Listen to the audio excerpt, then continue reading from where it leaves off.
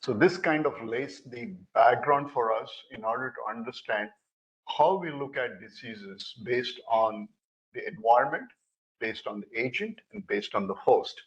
The most simplistic format of the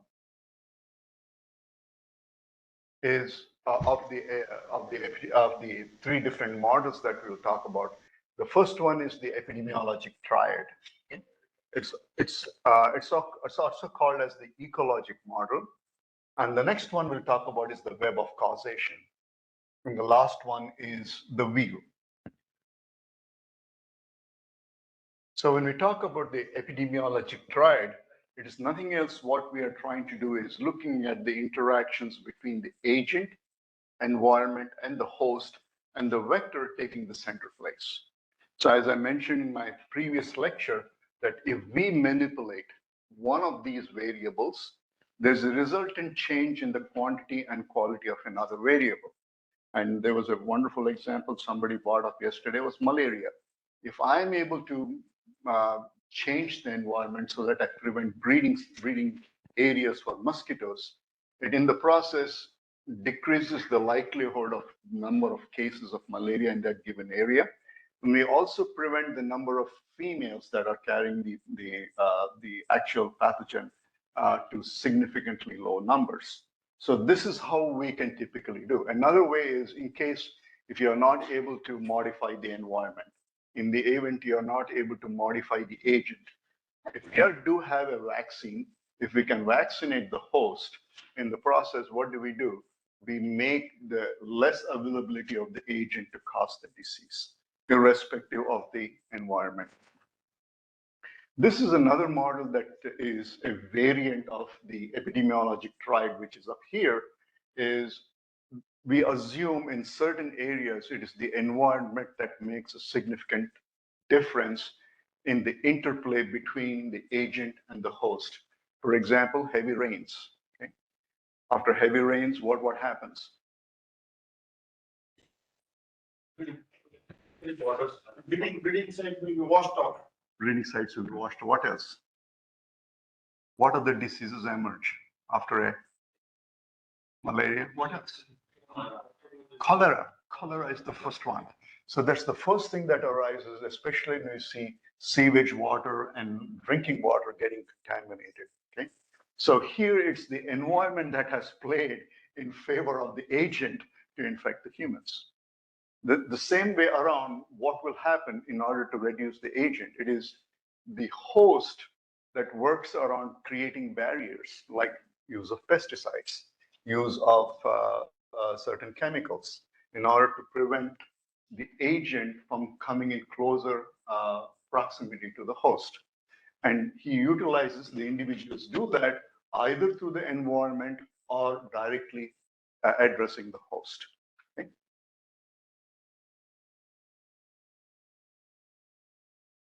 So these are the two examples that I typically use: housing density and disease, environmental and vector populations. So let me go back to a study that was done by then Commissioner of Health in New York, for the city of New York. Her name was Patty Hamburg.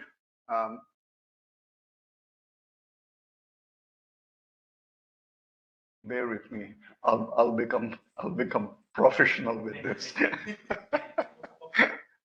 Okay, got the pen. Yeah.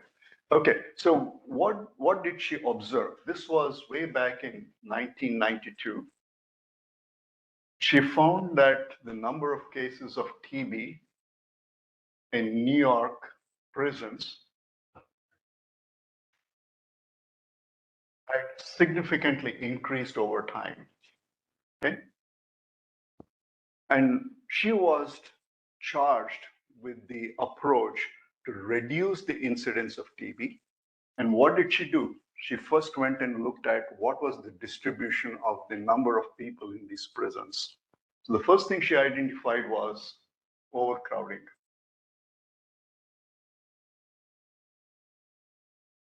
Okay, that was the first thing she observed. Second thing, she found the ratio of young to old. varied considerably from one section of the prison to another section of the prison.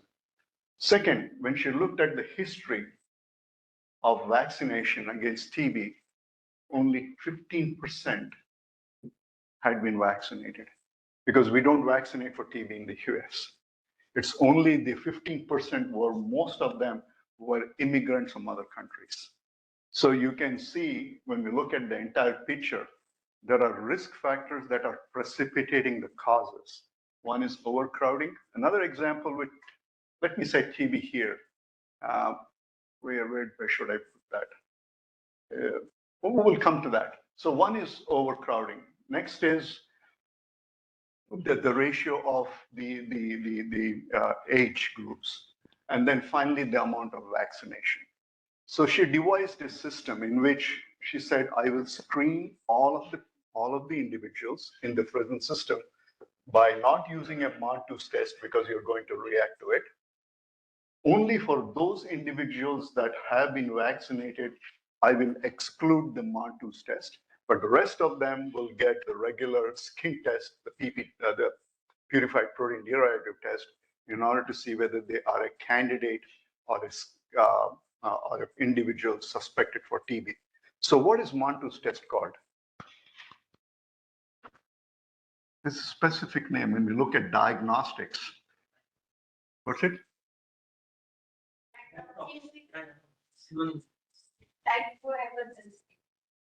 Yeah, it's so, yes, but I'm coming to surveillance. Coming down to the process of surveillance, you're using the skin test, right? That is for surveillance. But what are the two types of surveillance? One is surveillance is for mass screening, which can be done very, very quickly, right? You can set up Montus test and come back and read it in another 48 hours. And that gives you a discretion to say X number of people are suspect. And then you go back to those individuals and you apply a gamma test. So the gamma test is a confirmatory test. So even if it comes up positive for gamma test, then they do a chest X-ray, and then if needed, they will do some additional blood work. Okay, so that sets up the criteria as to say, how do you categorize this individual in terms of risk? Is a sputum positive for TB? So there were several categories that were developed by Patty, and accordingly, she then created different parts of the prison to host these individuals. And when there was an excess part, she had to, kind of work with the governor to let go people who are 80 years old in age serving for murder some 70 years ago. He said, you can release them on a certain place so that we would bring down the pressure on the prison. It took her 5 years. It was not like it happened the next way, but you can see the logic she applied here in the process to eliminate TB as a problem in the prison systems.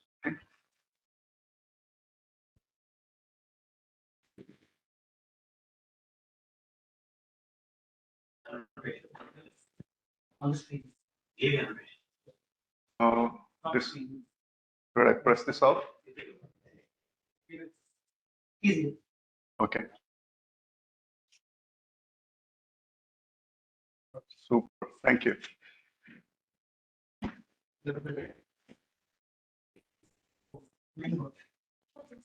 Okay.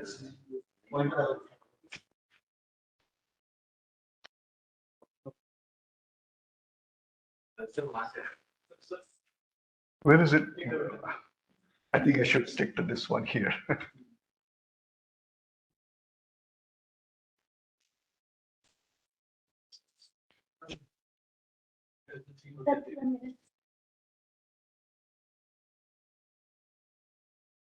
Please go to the six. Not.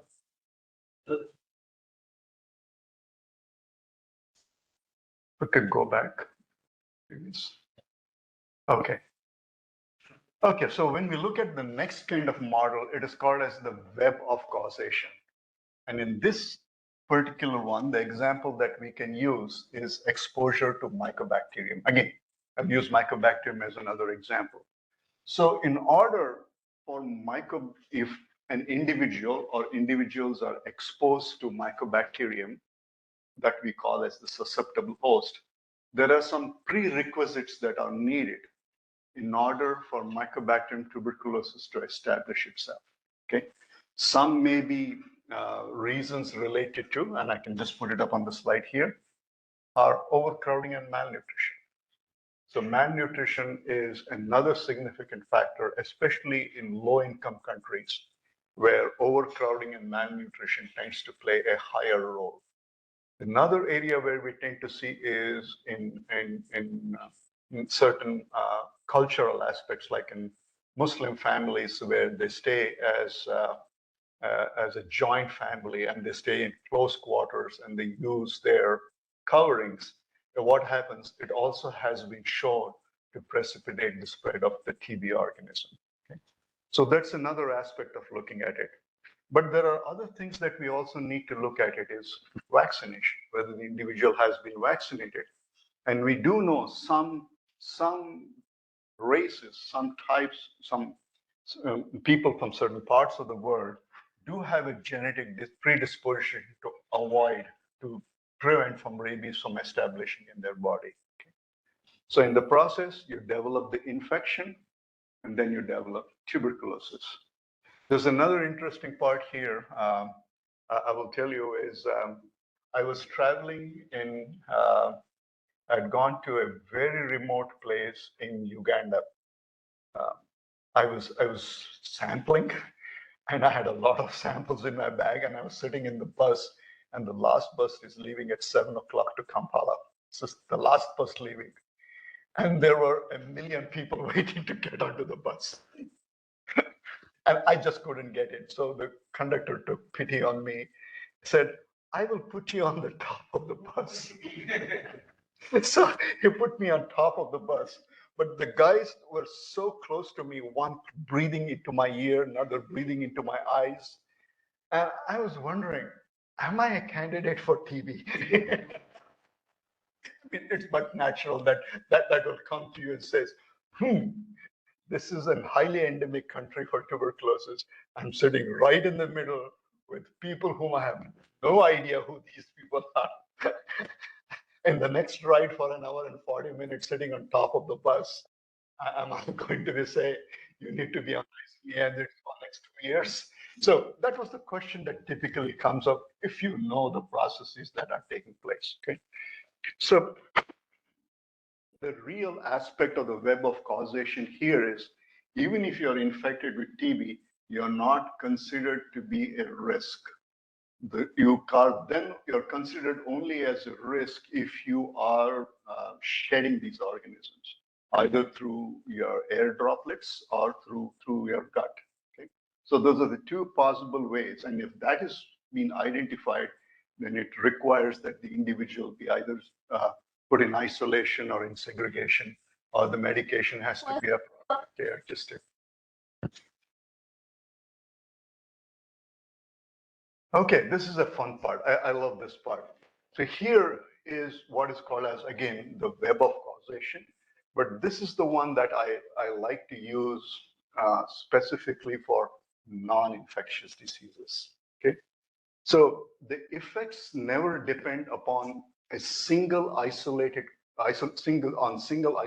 causes, but rather develop as a result of a chain of causation in which each link is the result of complex genealogy of antecedents. Example, lung cancer, coronary heart disease, and schizophrenia. So here is an example which I'm talking about, the coronary heart disease. As you will see, the process is just not simple. At each level, there has to be some level of interaction for the individual to be classified as having CHD. So usually I pick one of my favorite students in the class. I'm not going to do that. Here, what I will do is I will take myself as an example. Okay, I should take more people. This is epidemiology, but in this case, I will take me as an individual to make you understand the processes that are going on. First is when we look at the genotype, the low density cholesterol is a good marker. is a really good marker for, and genetically, I have a little higher level of LDLs, higher levels. Okay. I like my mother to fry things for me, pakoras, this and that, but natural. I'm this A-type personality, and I'm pretty stressed most of the time. Of course, oral contraceptives is not the issue here. Can we move this up out here?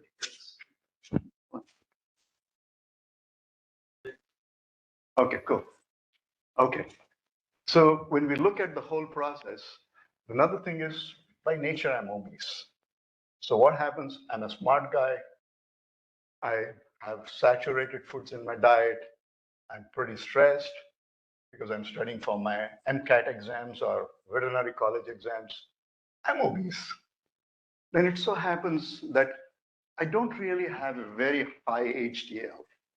High HDLs are needed. My HDL is pretty low because of being a South Asian. My HDL tends to be a little lower. I'm physically inactive. I like to play computer games all the time. I don't like to leave my couch. I'm physically very sedent, low HDL. Of course, I developed diabetes at the age of 36. Then it so happens I got an offer from Harvard, be a clinical assistant professor in their company. So what happens? I'm under stress. I have developed hypertension because I need to write my first NIH grant. So what happens? You have low HDL, you have diabetes, and once in a while, I'm so stressed, I go out and smoke. Okay. And then what happens? You have low HDLs, low LDLs, low LDLs, and then you have all of these precipitating factors that is pushing you. Oops.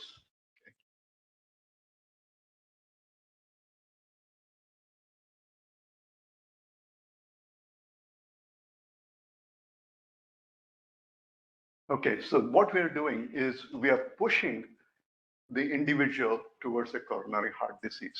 So one would ask, you smoke, you have diabetes, you're stressed, you're writing an NIH grant, you're inactive, you play computer games, you don't listen to your mother. Are you still living? That was the end question would be is, I definitely have all of the symptoms of coronary heart disease.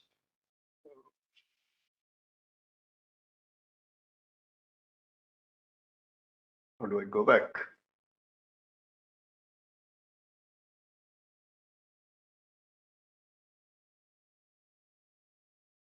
But there's another interesting aspect for it.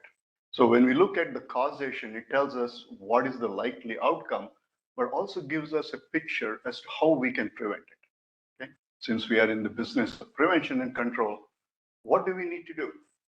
We have to reduce the amount of saturated fat that you take, change it to polyunsaturated fatty acids. You address your diabetes. You exercise. When you exercise, you increase your HDLs. You stop smoking, start taking less salt in your diet. And if you are a female, you need to calibrate the amount of estrogens or the contraceptives, oral contraceptives that you're taking. And ultimately, what we would call these as protective factors. And these are the factors that promote coronary heart disease. So in case for a physician, this becomes a very easy way of looking at it is, yes, he has all of these attributes, which is the first one that we can quickly make a change in order to reduce the likelihood of this individual coming down with coronary To heart open disease. National Institutes of Virology. The syllabus of file many of the costs are reduced from the biology by Dr. Sunita. They are the videos, different videos on the Facebook page, also on the YouTube, Twitter, sorry, biology by Dr. Sunita.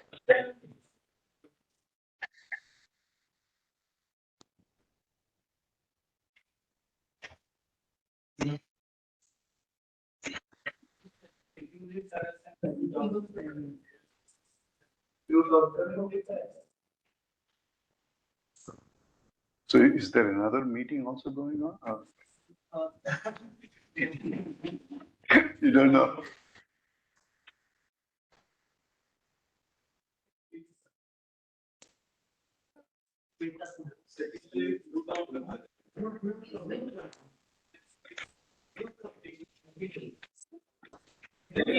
Skating right now. Okay, so time to continue. So when we look at it here is in terms of the web of causation, we not only have things that are risk factors and ways that we can prevent some of those risk factors from taking into place. Uh, Lung cancer is another example. We can follow the same process, smoking, cessation of smoking, plus also time to time regular exercise and diet and treating of conditions. Generally, smokers, heavy smokers tend to develop uh, uh, obstructive pulmonary disease, COPDs. So how do you understand and start treating them before the individual ends up with a full-blown COPD? Okay. Is everybody clear on this?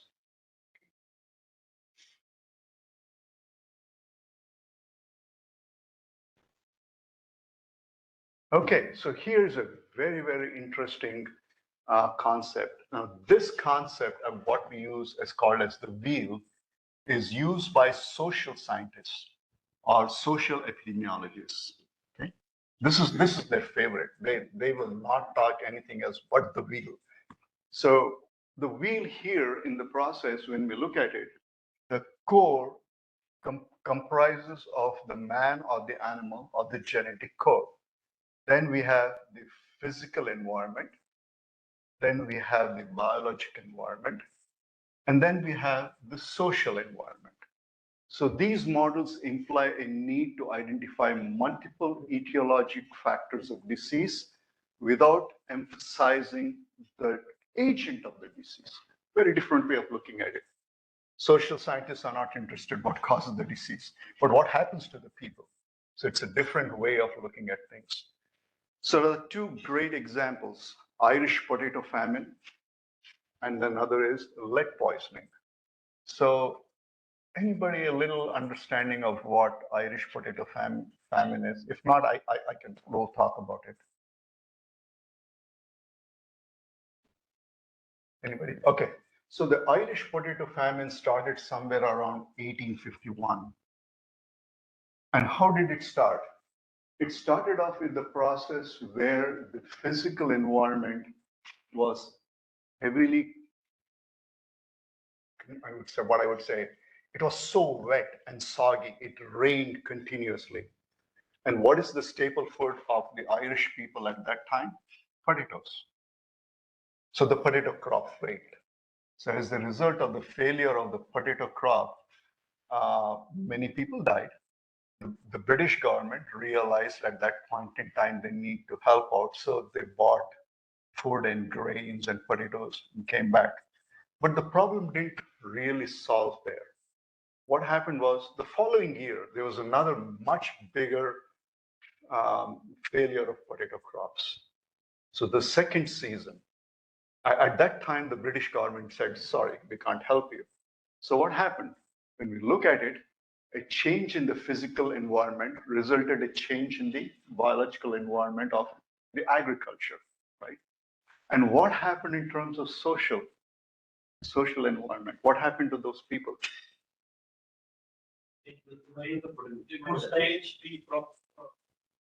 Come to America. So they all emigrated to the US. I mean, not all, a significant portion of the waves of Irish immigration started somewhere around the 60s, 1860s, 1870s, just because they couldn't survive in that place, right? Some went back to Europe, some stayed back in Ireland, but a significant portion came to the US, Canada, and Australia. So this is how you can see how the environment physical environment can induce a change. And once that change is there, it affects the plants. And so if it affects the plants and if we cannot harvest it, it creates a social change. This is one of the examples. Now I will like to take it to the next level and share this with the class and ask the class to do a discussion. I'm sure you're all aware of the Bengal famine of 1943. So can you create a web of causation and prove an explanation for Bengal famine? So this is a graduate level course. I don't expect you to do it in the class. I would expect my students to submit me a paper, a 3,000 word paper with their logic, their approach as to the famine in Bengal that took place in 43. Does it mimic or does it replicate, anywhere close to what we have used the wheel in order to understand the changes of Irish potato famine? What is it that we can learn from the uh, the Bengal famine in 1943 using wheel as a model to study the process? Okay, great. So let's move on to the next one is the trends of infectious diseases. So when we look at trends, there are generally two types of trends that we tend to follow. First one is the seasonal variation. And we are all used to it, especially coming from a country that has differences in weather, especially the monsoon being triggered. Vector transmission diseases such as malaria, dengue, St. Louis encephalitis, exposure to infected mosquito vectors. And these are seen only during the warm months of the year in temperate climates. That's in the US. But for us, we generally tend to see increase or rise somewhere in the month of July, August, September, going through October here in India. When we look at annual variation, prior to the development of an effective vaccine, preventable childhood infections, that's measles, mumps, rubella, and varicella, exhibited marked repetitive cyclic trends. Depended largely on the epidemic exhausting susceptible in the population, and another birth cohort replenishing them. So can somebody explain this to me? I'll go and explain it, but what is it that the image, what is it the thing that you got out of it? We can understand seasonal variation. And the next slide is self-explanatory. So what do you think about the annual variation?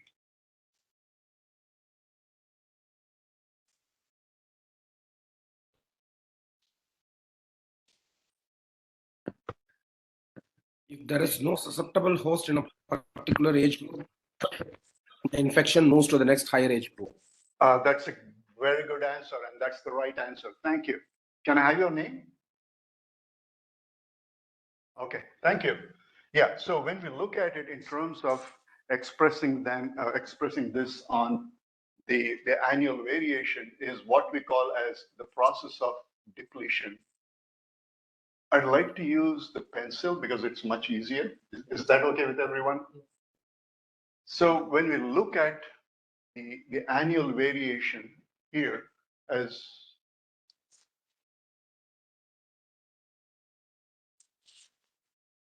oops.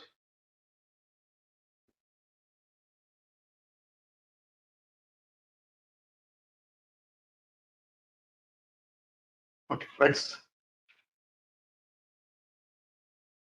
So each one is what we would call this a year, right? The process wise. So in the first year, we see an outbreak of measles. And what age group do we see measles in? Between the age groups of 2 to 6. And what is that age group? Where do they typically end up in? Daycare centers, schools, right? So what we tend to see is measles in an unvaccinated population. It affects all of the children between the age groups of 2 and 6. So, but it doesn't affect elder children, although they may get infected, but may not show clinical signs. So the age group of all those that are there between 4 and 6 have come down with measles. Okay? And that's where we tend to see a drop in the number of cases. So as the population of 2 to 4 year olds increase, over the next cohort, we start seeing the next wave of measles coming in. So this was very evident. We used to see this on and off and on and off, and people would prepare for it. So that is what this particular annual variation is taking. So what would be the intervention? What's the intervention for measles, mumps, rubella, varicella? What kind of vaccines we use in children?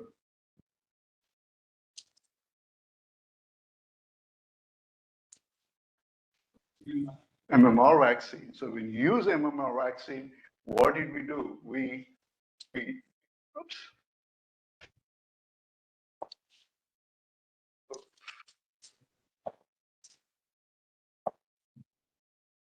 Okay, so what did we do?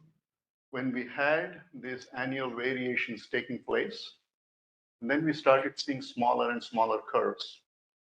The reason is at this point in time somewhere, we introduced the vaccine into the market. So in the process, what have we done? We have prevented the cyclic variations that are occurring as it relates to the disease. Okay? So this is some concepts that we learn is, if it is cyclic in nature, what is the best way to disrupt the process of this infection? Now here is the one which about seasonal malaria. Now we know the number of when the temperature of a given location increases over a period of time or stays steady, while the rainfall increases, and over a period of time, what do we see? We see an increase in the number of cases of malaria. Okay. Again, coming back to the same concept as trying to see if we can manipulate the the number of cases of malaria by modifying the environment or some of the conditions that are there would lead to significant outcomes.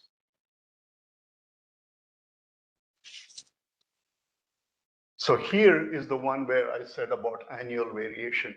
And this is a study that was done by the Centers for Disease Control, looking at the from their subgroup that looks at immunization and respiratory diseases. What did they find? They found that the annual variation of varicella or chickenpox numbers of reported cases in Illinois, Michigan, Texas, and West Virginia between 1991 and 2007. And what do we see?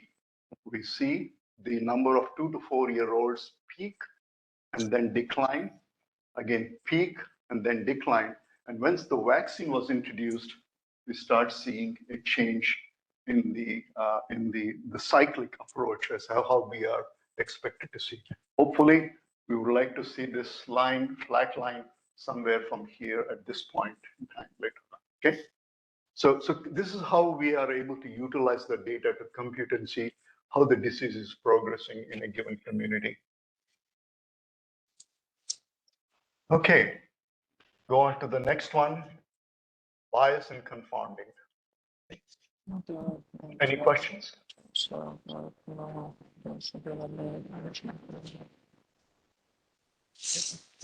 If not,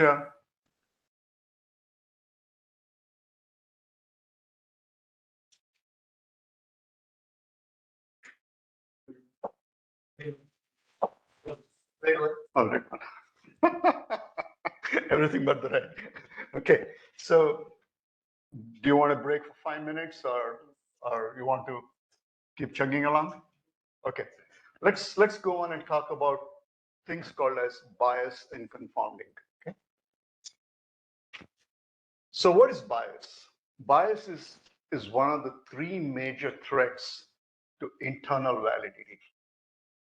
It's a major threat, and that's what when we read research articles or when we are reviewing research articles or research proposals, our eyes are naturally trained to identify, are there any biases introduced, intentionally or unintentionally?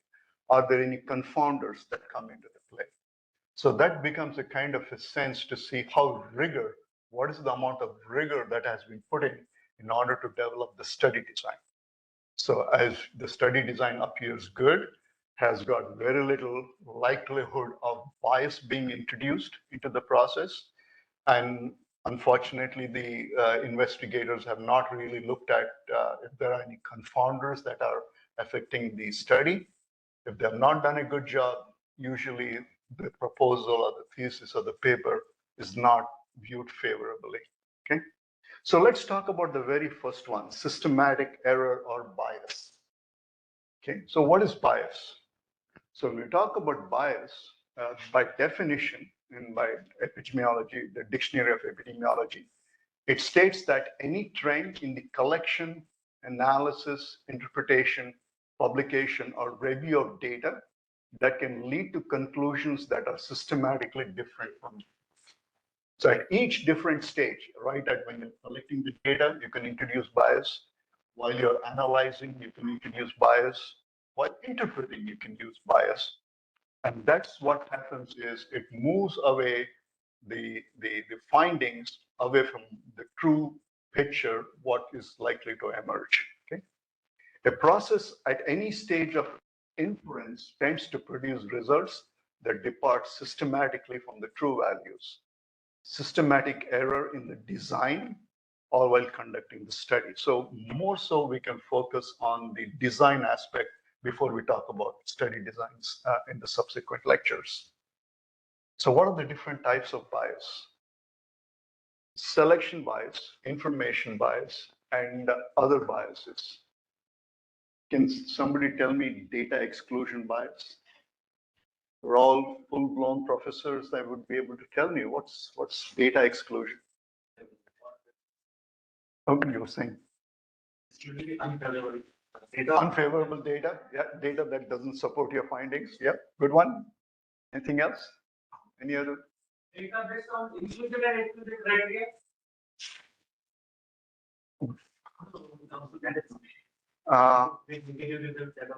Yes, if you have negative results, you still have to publish it or have to present it, right?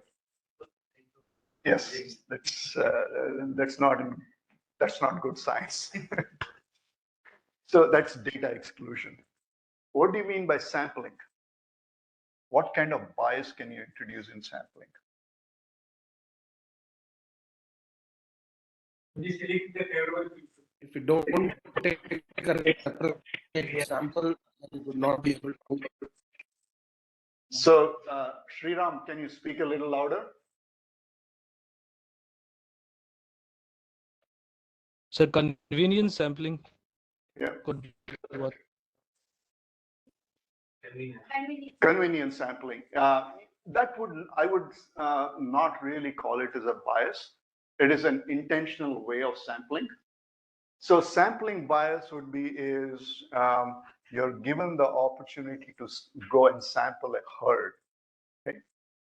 Sampling a herd, you will make a decision, only the cows that come near me, I'm going to sample them. Whereas the cows are on the other side, I can't go there, therefore I can't sample. So there's a bias because your professor has said you require only 20 animals. Okay? That's a different story. So there's a bias towards selecting off the sampling unit. Another way with issues with, we tend to see with, how can I put this? Let's go and talk about time intervals. So when we talk about time intervals when people start designing and study, this is a study for 3 years. But your study shows at the end of a year and a half, it's not going anywhere. Okay, what do? You try to reorganize your study to see by the end of the 3rd year whether you're able to work.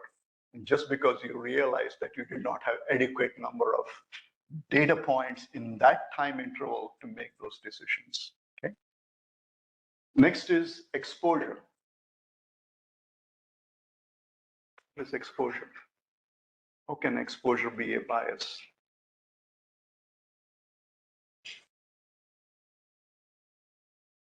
How can exposure be a bias?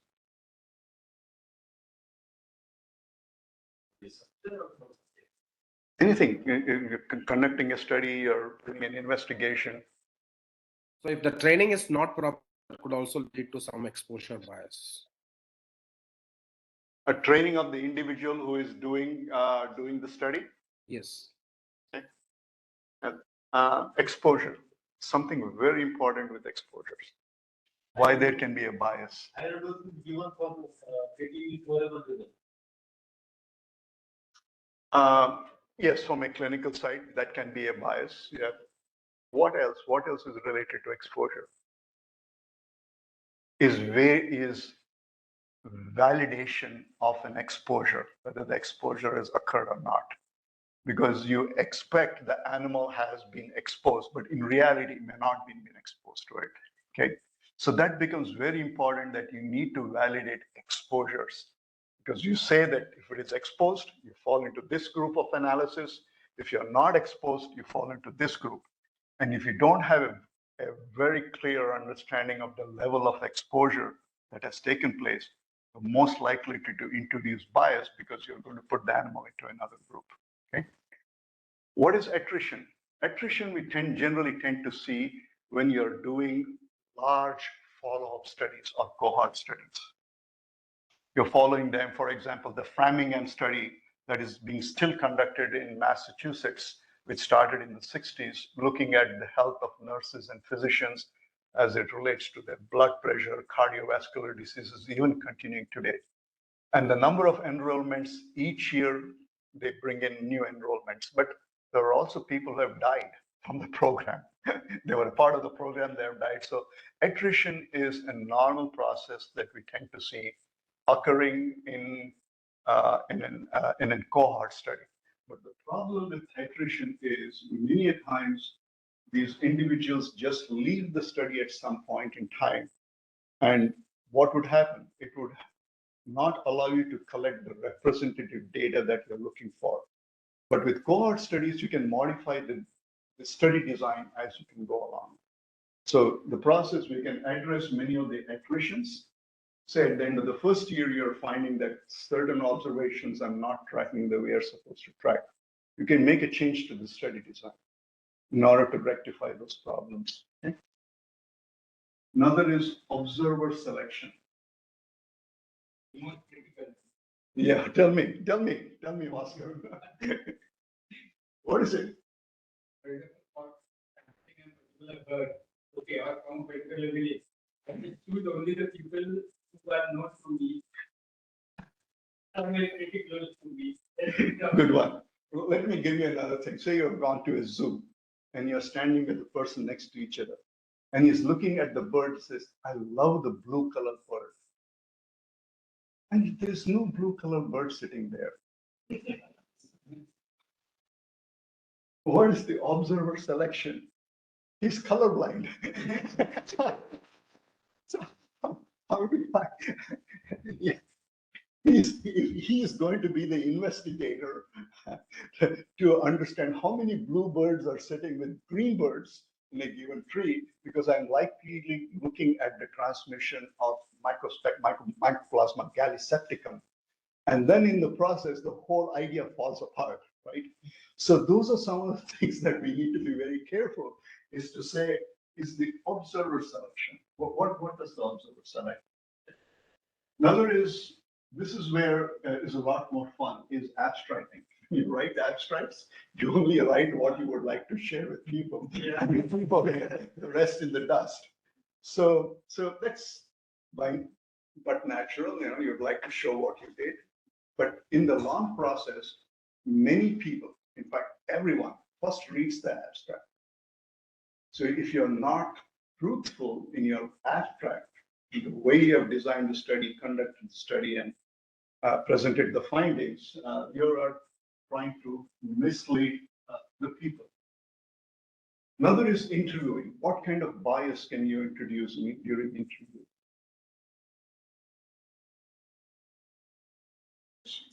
What type of questions you ask? It's, for example, you may ask a question that is leading into such a way that the individual responds to what you would like to hear. Okay, so those are some of the things that come into biases, and we need to always be very careful if the questions that we tend to ask, especially during the survey, should be what we call as open-ended questions, not direct them to elicit a response that you feel that you would like to have from them. That is one aspect of interviewing process. Another one is surrogate. This is a very, in fact, this happened to me, and I was happened to be a witness to the process of surrogate. So I was following up with my daughter in the hospital. She was doing the rounds and I was hanging around with her. So there was a case of food poisoning cases had taken place. They were there in the hospital. My daughter was checking them out. And there was an individual sitting next to it. And my daughter is asking that individual because the person was unable to talk. So what did he eat 3 days ago? Do you think that that particular person will have told the person sitting next to him what he ate 3 days ago? Forget it. He himself may not know what he ate 3 days ago, right? So those are some of the surrogates. They tend to be serious issues, serious problems, is getting responses from a third party. So that's very dangerous. And that's another kind of bias. Another is diagnostic. When you talk about diagnostic is interpretation of diagnostic results. When we say this is the range, this is the value, and you're found an observation which is not consistent with the disease, how do you present it?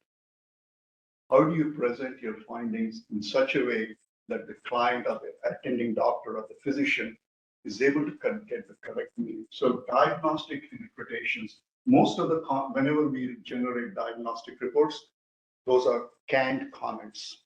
We have already written statements up that have been approved by our lawyers and people in other departments to say, this is the statement that needs to go. So it's almost foolproof. All that you need is to add the numbers or change the different conditions in it and place it in it. So that eliminates the diagnostic error, because if I were to sit and type the results of the interpretation, which I do sometimes, I'm likely to deviate away from what the actual results are being presented in the analysis. Next is ascertainment. How do you collect information? Very, very important. The way you collect the information can really tilt your study. Another is making assumptions. When you start making assumptions, oh, I'm sure the flooding will cause these problems. That is an assumption, but there's no guarantee it's going to cause it. So your assumptions have to be based on previous facts or reported data. Unless and until you do that, you can't go over the hunch and say, this is my assumption, this is how it is.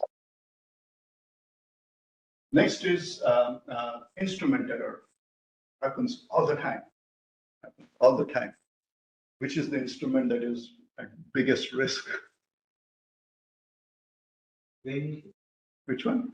Weighing machine. Yeah, weighing machine, yes. We get it calibrated every year, but which is one machine which is your ELISA reader? Yeah. So you bought an ELISA reader 10 years ago, you've never calibrated it.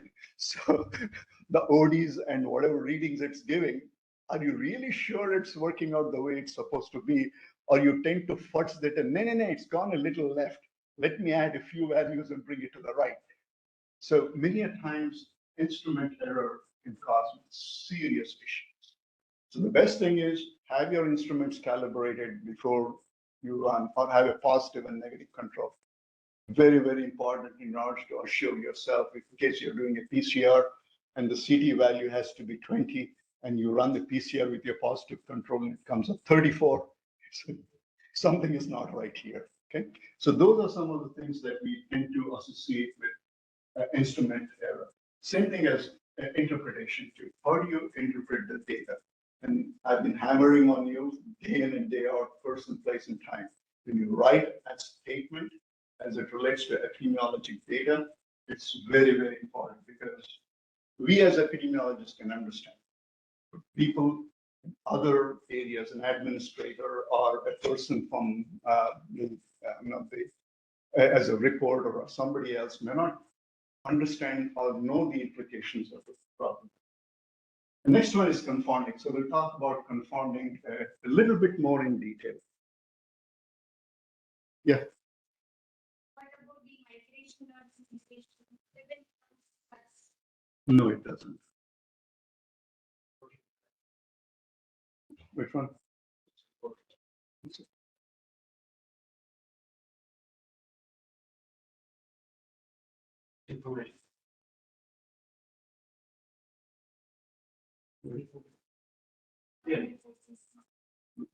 Recall. So recall bias again. This is one of the best.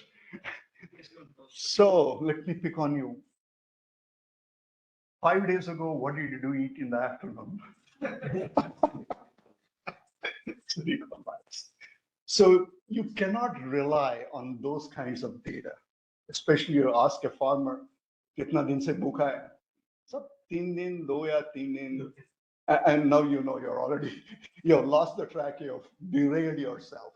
So it is those kind of things or recall biases tend to be a major, major issue.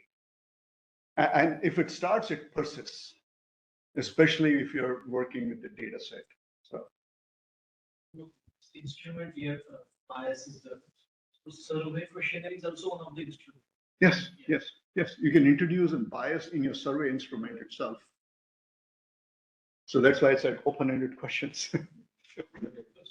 There's one should ask yes or no type questions. The numbers. It has to be a mixture. So when you look at developing a survey question, the first part is the demographics. Yeah. So once you complete the demographics, the next set of questions is related to the incident. There was an outbreak of foodborne illnesses related in this restaurant. Did you attend the restaurant from this period to this period? Then we'll say, do you recollect to the best of your ability? What did you eat? Have you taken the food home? Have you kept it in your refrigerator? What were the clinical symptoms? Who other people were with you? It's a very important thing because sometimes you need to verify, sir, I ate sabudana khichdi vada. Another person said he never touched it. He ate something else. So the verification of those items become very important because everything is focusing on sabudana vada and you don't want to miss it out to say as the likely source of the infection in the process. So it becomes very important to kind of collect the kind of data with the different kinds of work, the time period. When did you start seeing your first illnesses? There are standardized formats. And if anybody is interested in doing it, I'll be happy to share it. Okay, so let's take another hypothetical case here. Physicians at KM Hospital have seen a threefold increase in street vendors with silicosis near Haji Ali. The data set comprises of 161 cases of residents within 1 kilometer of Haji Ali. The median age is 31, 120 males, 41 females, identified from January 1st to December 21st, 2021. They have received human IRB clearance to conduct a survey of cases and controls. I'm introducing a new term, controls. Okay. So the question is, what survey method will you use? Why? What kind of biases you anticipate to encounter while developing the survey instrument? It can take about 5 minutes to talk about it. So what kind of survey instrument you would suggest? Question, yes, what kind? Self-administered or actually do the questionnaire with a person in front? In person interview. What is the bias that we include in this? Although you have 161 people,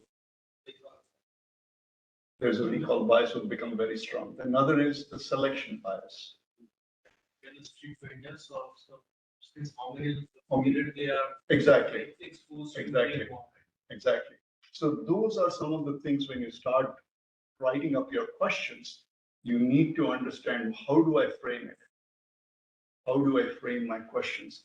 Next is survey method is great, but you also need to take something very, very important in this. What is your audience? Street vendors. What is their education level? So the questionnaire has to be developed in such a way that when you speak it out to them, they're able to understand it at the first instance. So those are some of the things that we have to look into the questionnaire. How are you going to do the survey questionnaire? Are you going to go to those individual places? Those who are coming to They're not coming to the clinic in case everybody is infected, gone home. So you would like to know what are the risk factors? What are the routes of transmission? That's your primary focus here, right? So when you develop the questionnaire, you're trying to say, how did this individual acquire? What was his process? When was he in touch with the bird, with pigeons at some point in time? Did he volunteer his time to go and clean the place up? Or does he sleep in a place that is covered with, animal disposal material somewhere in and around that? distance of the window and the And pigeon the location. pigeon location. That And is- another thing would be is aerosol transmissions. What are we really looking at? So when you develop this questionnaire, you need to kind of put yourself in a water bath and start thinking 20 times, is this the right question? How do I frame it? And more importantly, I was telling others in the past, is once you develop a questionnaire, you always need to beta test it. Very, very important. And that's where I think many studies fail to do. You need to test your questionnaire. And I've introduced the term called as controls. So who are the controls?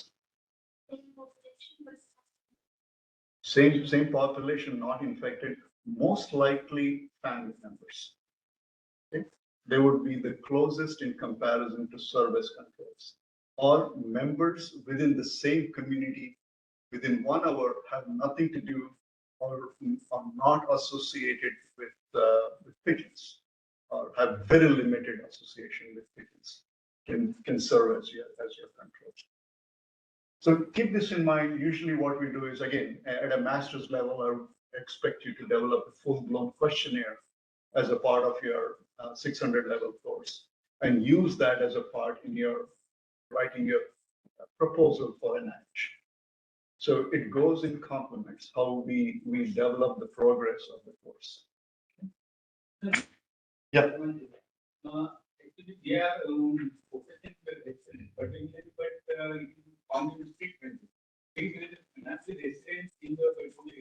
You're absolutely right.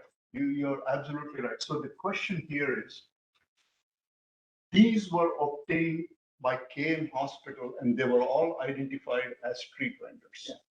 But others may not have come, but they may be in other hospitals.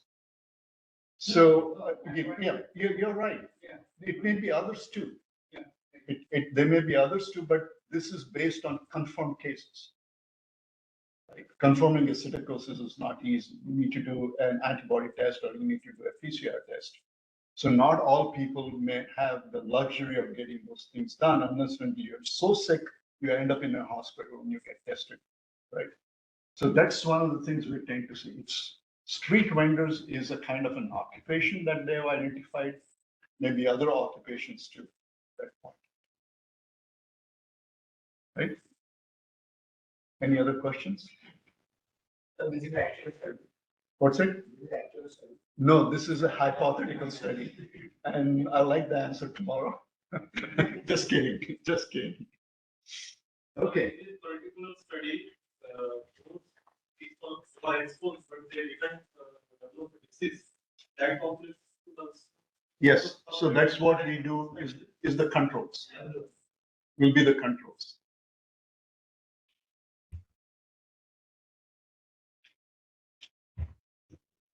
Okay, let's get on to another very exciting aspect, called as the confounder. So what's a confounder? A confounder is a third variable which is related to both the exposure and outcome. So it is related to exposure. So this is the third variable. This is related to exposure and outcome, and which accounts to some or all of the observed relationship between the two. That is the exposure and outcomes. Okay? So when we look at it, if it is associated with exposure without being a consequence for the exposure, it's related to it, but does not influence the process of exposure. Okay, you get this? So when we look at the third variable, look at the arrow, it is associated with the exposure, but does not in any way influence how it is performed. But when we look at the outcome, it can be independently of exposure and not intermediate. So it is associated with exposure, but there is no intermediary process associated with it. So let's kind of understand this using an example. Let's take the example of Down syndrome by birth order. On the x-axis, we have the birth order ranging from 1 child to 2 children, 3, 4, and 5. So that's the birth order. On the y-axis, we have the number of cases of live births per 100,000. What are we seeing here? Anyone?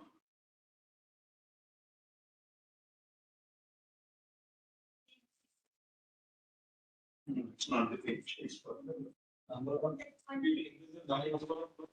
number of live births will increase with birth order.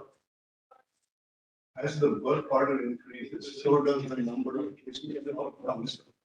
But it's the birth order, keep it. We are not talking about the age of the woman. Because you can have 5 children by the age of 25 too, if possible. But when we look at the birth order here, it has to say nothing to do with age at this point in time. So we're looking at one-dimensional part of the observation. Now let's throw in the next aspect. Age groups. When we talk about age groups, the age groups are presented on the x-axis, ranging from less than 20 to greater than 40 years of age. And the y-axis is the number of live births per 100,000 cases. So what are we seeing? In 40 of each. As the age of the woman increases, she is at a higher risk of likely having a child with Down syndrome. Now, which is associated with which? Is birth order associated with exposure, with the thing, or is it the age of the woman? You sure? All people. All three? Let's take a look at it.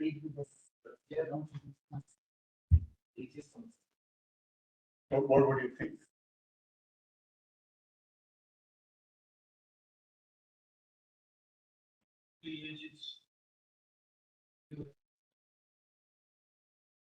The age will automatically increase with birth order.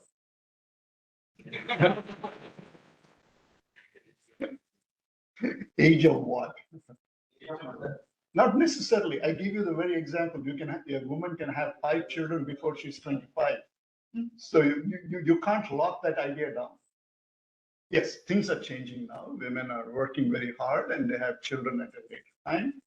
Yes, they tend to be, hope not, at a higher risk. So what does this tell us? Okay, let me draw the first line here. Maternal age is correlated with birth order and a risk factor, even if the birth order is low. So this is the maternal age.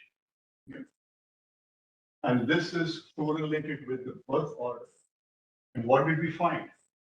And the risk of the factor is with the birth order is low. So when you look at the birth orders, it is low. Okay. Now let's look at it from another point of view. Okay. Let me finish. Yeah, let me finish with this. So when we look at the birth order, is correlated with maternal age, but not risk factor in younger mothers. So we can look at it from 2 different ways. So that's why we bring in the concept of confounders. We didn't really know birth order would be an issue, but later on when we started plugging in data, we were able to say birth order is correlated with maternal age, but not a risk factor for younger mothers.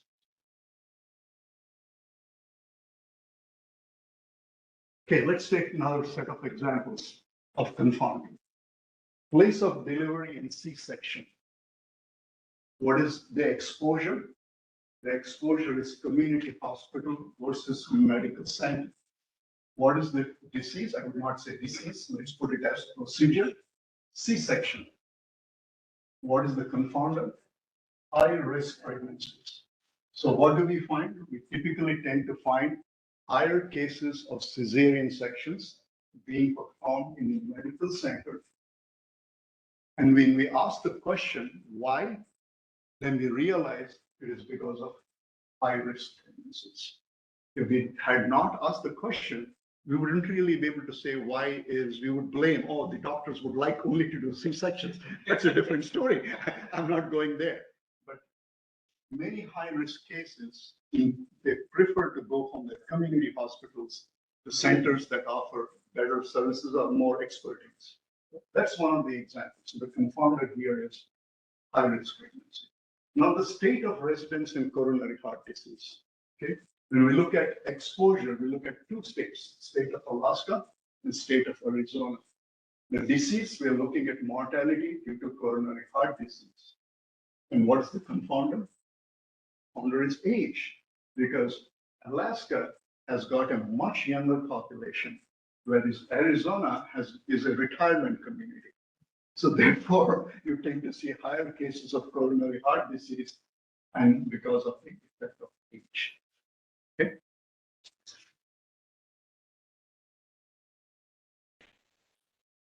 Take a break. Okay. Sure. Let's move on to the 9th lecture in the series, and today we'll be talking about sampling. So the first question is, what do we mean by a sample? What's a sample? Representation of the population. Yeah, perfect, very well said. Selected subset of the population. Wonderful. So question comes, why sample? Right? Ideally, we would like to include the entire population of interest in our studies, but that's not possible under circumstances. If I were to suppose to conduct a census of the US in person for 365 million people, it would take me more than 10 years in order to generate the data. So here, what we do is we have a process through which we select individuals from the population, and what we call as a sample. So a sample collected in a proper manner reduces the errors, which is random error, bias, and confounding. So we talked about bias and confounding. You guys are all experts in it. So let's move up a little further up. Okay? So focus on this slide, because this is what I'll be using it for the next set of 5 to 6 slides. The general population you want to know about is called as the target population. So this is the target population. The number of elementary units is called as the sampling frame. So this is called as the sampling frame. When part of the target of the population that you would like to select for your study is called as a sample. Each individual in the population represents an elementary unit or a subject. So that is the process that is typically done. How do you develop a sampling frame? Or do you take a sample? Those are some of the steps that I will walk you through in the process. Okay. Start, identify your population. You have your research question. You then develop a sampling frame. From the sampling frame, then from the sample. So this sample in real terms is representative of the population. It's representative. Okay. So keep that in mind. That's how we apply the logic of collecting samples. So there are two types of sampling methods that are generally accepted. One is called as probability sampling. Every unit in the population has the known probability of being selected. Either you're selected or you're not selected. Whereas in non-probability sampling, the unit in the population is not randomly selected. So the chance of being selected is not equal. So in the process, when we start applying statistical methods, tools, we may not be able to get the right kind of information that we can use to extrapolate it to the population. Okay, so let's go on with the next way. When we look at probability sampling, there are 4 types of probability sampling that we usually undertake. I'm not talking about real super sampling, complicated types. The simple ones, the easy ones that we can very much do is called a simple random sampling. The second one is systematic sampling. Third is stratified. And the fourth one is cluster sampling. Okay? When we talk about simple random sampling, each unit has the same probability of being selected as a part of the sample. As I mentioned earlier in the third slide, we first need to construct a sampling frame. List all the subjects and number them, decide the number of sample size based on power calculation, use a table for random number generation. That's the procedure that we tend to follow when we use simple random sampling. What is the advantage? The selection cannot be biased. So we address the issue of bias. Disadvantage, we need to have a list of individual sampling units. So we need to know their name, their zip code, not their name, the zip code, and the area where they stay. So those are some of the things that we need. And if we don't have it, we just can't do this process. And how do we select these individuals? Using a random number table. Okay, now let me introduce you to this company. So this is a wheel company, which is located in Pennsylvania. And 3 of my students have finished their PhDs on these farms. So you can imagine, I owe them and they owe me in the process. Very good company, very well respected company. So the name of the company is called as Wheelmaster. So this particular wheel, so what's a wheel? Anybody quickly? What's meat of a calf? What calf? Male buffalo. Male. Typically it tends to be male. Sometimes we tend to see very small number of females, but it's generally males. So this particular company has one central facility where it receives all of the male calves from the surrounding farms in the state of Pennsylvania, New York, and Ohio. So it all comes to one single place. So there they take a blood sample, measure protein levels, look at different conditions, do some flotation assays, and then they are said, no, it is fit to go in for the wheel production. So they're serially tagged and then placed in 20 operations. There are 20 wheel operations that are located in Pennsylvania, New York, and Ohio. Each operation at any given time has 900 calves of different age groups. So different age groups. How many age groups? That will be told in the next slide. Each week, the farm receives 60 from this 60 3-week-old calves to be raised till the age of 16 weeks.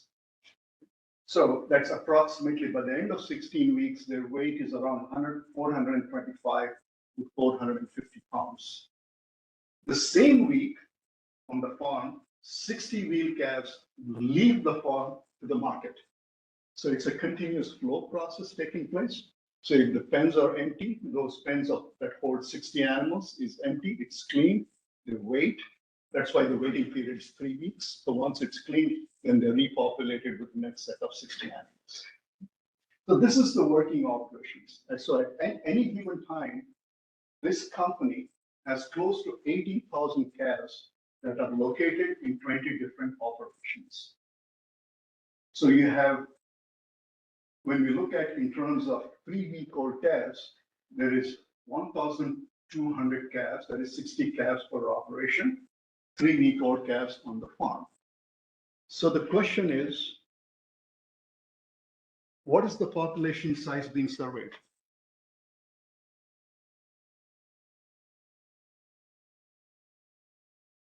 What's the population size being surveyed?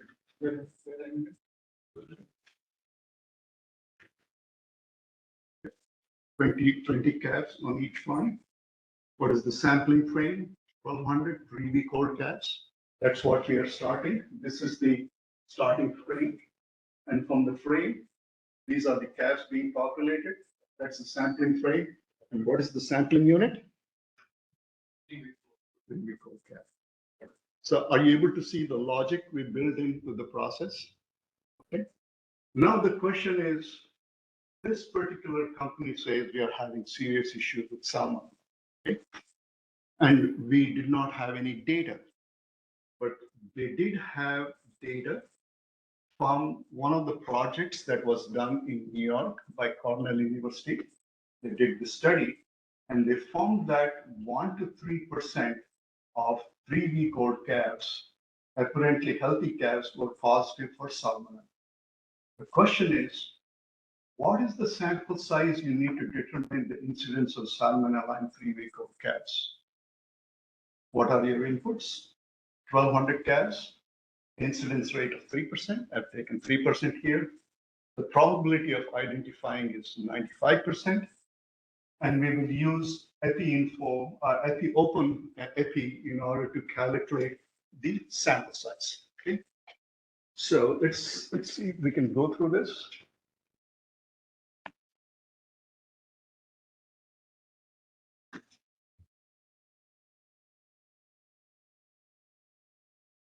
And this is very popular, very easy to use. It's free. It's there on the net.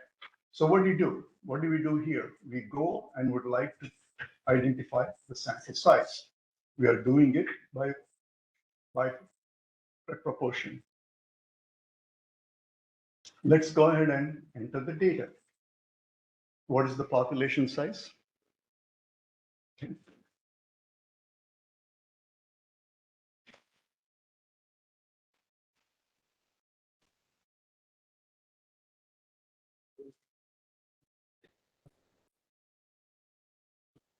Okay.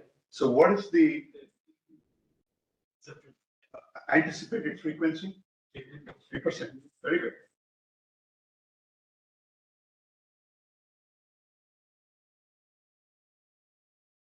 What is the level of confidence interval that you would like? 5%. And what is the design effect? We'll leave it at 1. And then let's go ahead and ask it for us to calculate the sample size. Oh, what do we do? Okay. So at 95% confidence interval, we require at least 44 calves out of the 1,200 calves in order to conduct the study, assuming at a 3% level, 95% confidence level. But you want around 80, it's 15. You want around 90, it's 31. But typically, we tend to utilize anywhere between 90 and 95 as the typical. So is everybody comfortable using this? You can click on it, bring it up, walk through it, click on one of these tabs, enter the data. So the only thing you need to be clear in your mind what you need to put in. So that's very important. Anybody can use this software, but all that you need is to have a clear understanding what are some of the inputs you need in order to run this particular analysis. Okay. Now, what do we need to do? We know 44. Okay.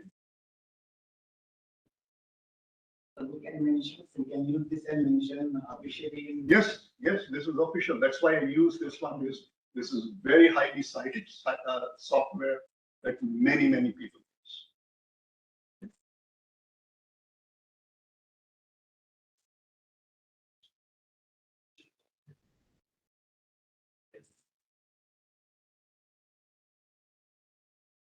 How do I reduce this and go back to my screen?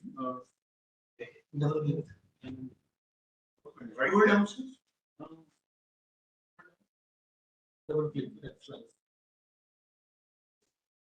Okay, so we were here. So we answered the very first question. We require about 44 3-week-old calves in order to do a study for salmonellosis. Now, which ones? 1,200 of that. Which of those 44 you're likely to pick? The best approach is to utilize the random number generator.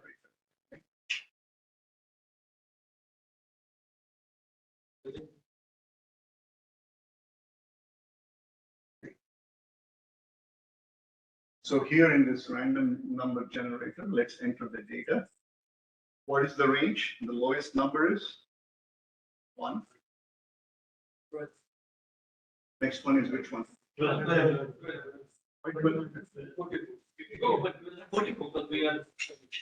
1200? Your sample size, you got 1,200 animals, and you have numbered them 1, 2, you require only 44 of them. Okay, so you require 44 animals, right? So let's put here 44.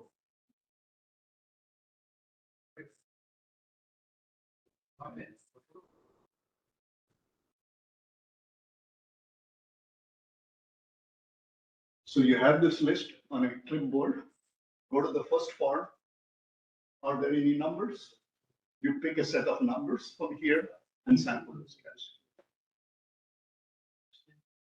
Right? What's that? You want to do that? Let's do it.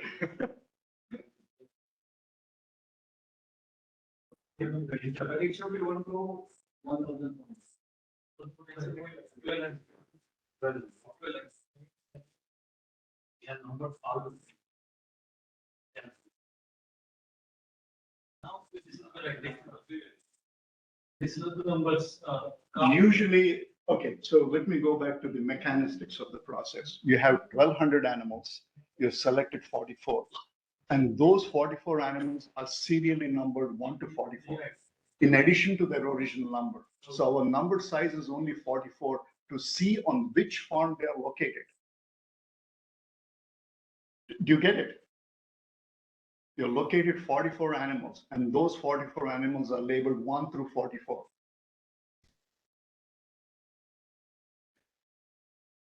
Different farms, right? So because a few of these animals may go to farm number 1, the next group of animals may go to farm number 2. So in the process, what are we doing? We are only looking for those numbers that I have on my list to go and send. So you can take this approach too, but I would prefer to go with already a sub-selected sample of 44. And all that you're doing is which randomized numbers are collected in the process. You're randomizing it. You right now that every farm you select For instead of exactly. Exactly. This is the approach you need to take. I wouldn't take 1,200. I would take 44. Okay? If you take 1,200, it becomes extremely difficult in order to manage because the tag numbers. This is from a practical point of view. The tag number is different. The identification number is different, and it becomes very difficult to go on these farms with 900 animals to locate for it. So you pick up your 44, and then you assign them to different farms, and you know which farm it is, and you know the list of animals that you need to go and collect. Okay? Because there are still these 1,200 animals in a centralized facility, and then they are distributed. Right? So at the centralized facility, we identify these 44 animals with separate tags. So those animals are in the same facility, 1,200 animals are Yep, there. yep. In the same facility. We must just to go with this one. No, not this one. We are not randomizing. We are first selecting our sample. We need 44 animals. So those 44 animals that we have are there are labeled 1 through 44. But right now, the tag Yeah. numbers are So given for from example, 1 to you have these 44 animals. Right. This animal will be labeled as 1, 2, 3, 4, 5, 6, 7, 8 in the process. And then they are further mixed up and sent to different farms.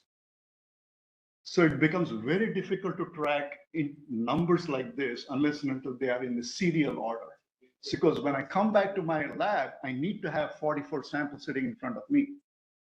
I find it very difficult to get 638, 57, 881.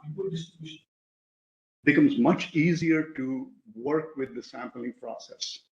You can go with this route too. It's not going to stop you. But But through experience, I can tell you it's a nightmare. It's a virtual nightmare with a clip pad. You're trying to figure out where this animal is in a 900 group setting. It's virtually not possible. Or unless and until you tell your graduate student to sweat it out and figure out where this cow is. I've done it myself, and I'm real. That's why I'm coming back to the process of saying, take the 44 and give them random numbers and then follow up them over a period of time.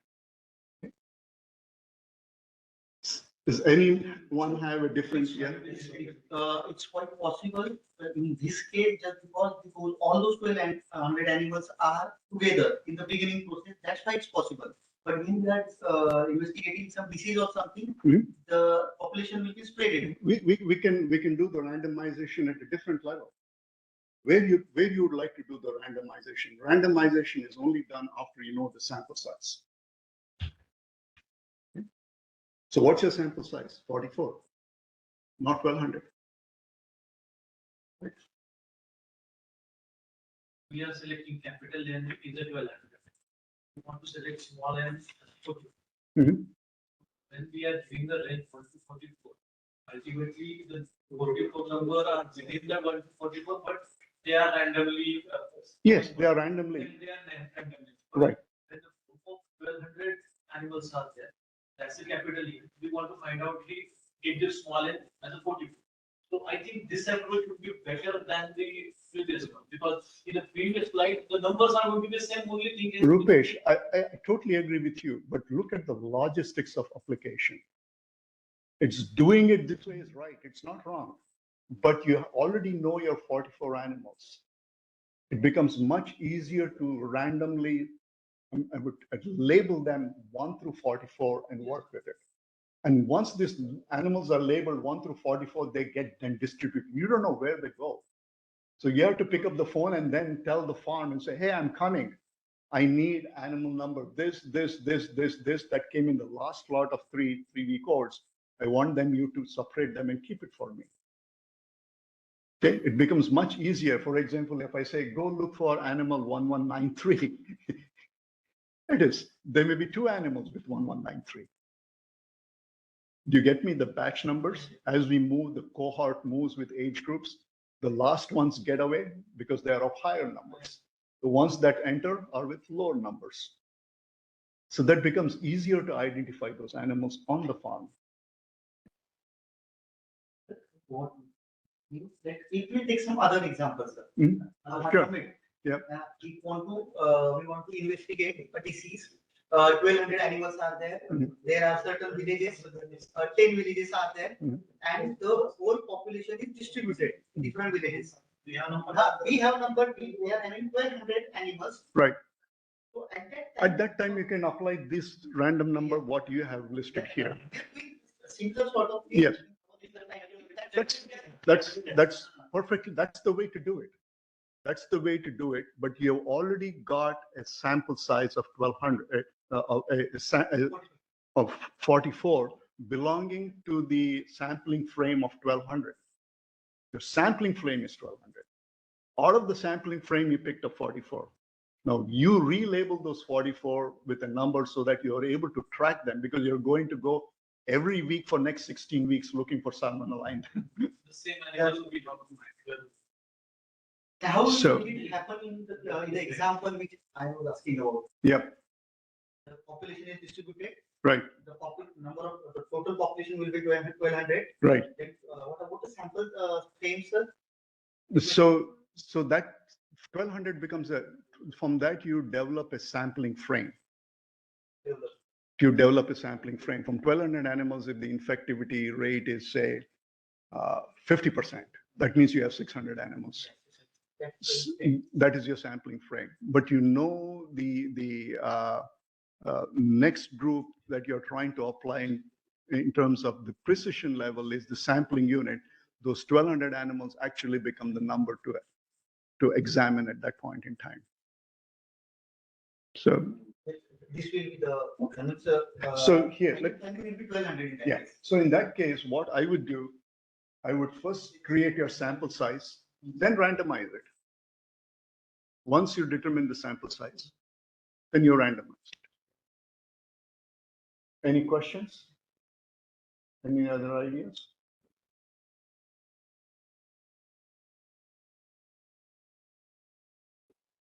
Anything else? Most of the time, but you are talking about is the awareness. Most of the time, but we select for example, I selected how much is the 4 or 5 villages, 6 villages. And from each village, supposing I want to select 42 members. Okay. How about your? So let's take the word 44 off. So you got villages. Yeah. So each village is considered as one farm. Okay, and we were talking about this a little bit earlier because it's difficult to quantify. So we take one village. If they're in that particular village, if they say have 100 animals, that becomes your population size. Right? So each of those 6 villages, you have 100 animals, the population size is 100. You are looking at a disease that is prevalent at 5%. So you select the prevalence of 5%, it will give you a list of the sample size.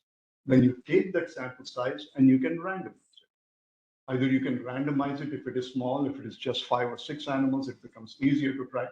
But if it's a huge lot, we randomize the sample size itself and then identify the number of animals. And say all that you have to say, I need 44 animals out of this 1,200. Pick it up. Did you get me? So that becomes at an individual farm or an individual village level. And then you do compare between the villages because each of those conditions may not apply under the same condition.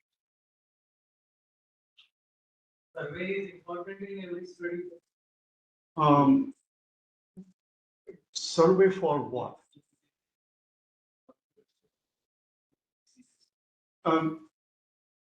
So when we do surveillance are usually it's what we call as active and passive surveillance.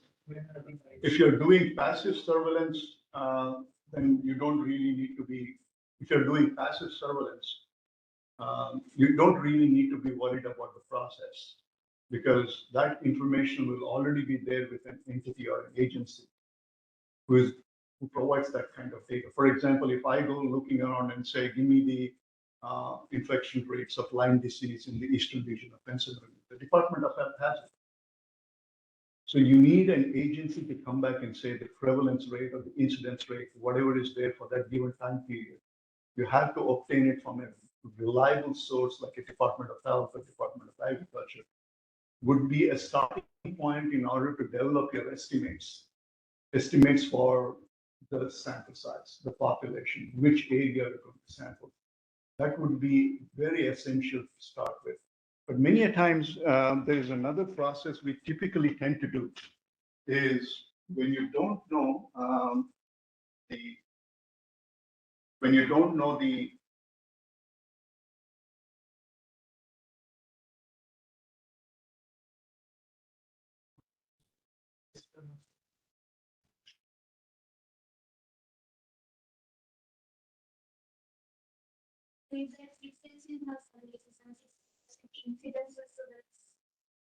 one second. So when you go with this particular place here, and you don't know the anticipated frequency, we use 50. Usually amongst well-published science research papers, we use 50 as a cutoff. Okay? And again, social scientists may use 30, people doing other kinds of research. It depends on the type of study you're doing. But many of the type of studies we do, we usually use 50%, especially in infectious diseases. Yeah, and the anticipated frequency. It's automatically defaults to 50 if you don't put any input. Does that answer the question? Okay.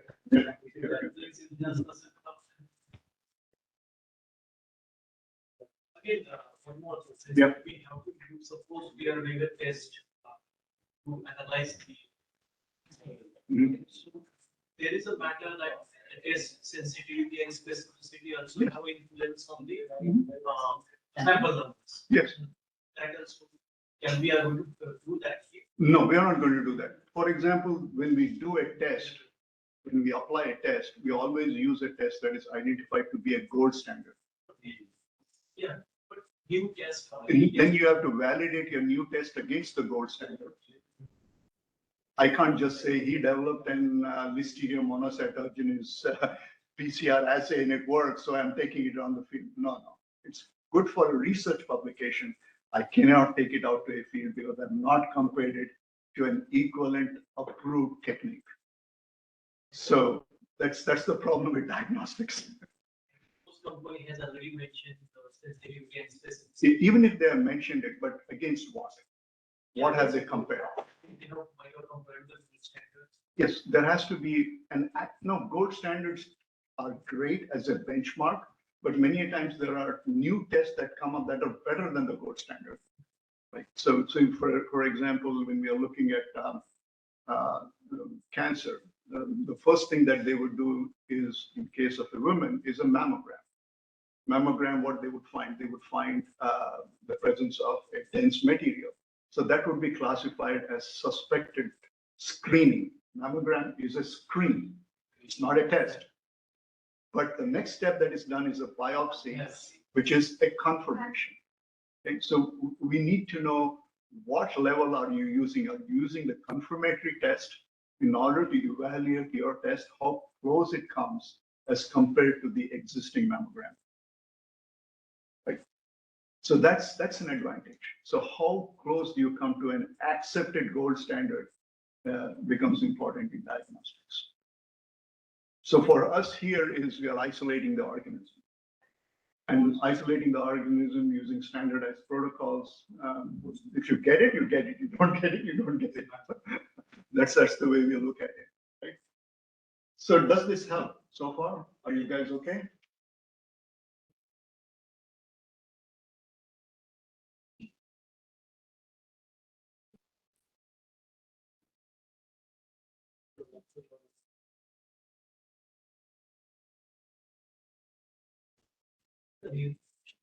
Scroll, downward scroll. You can directly open the PPT, sir.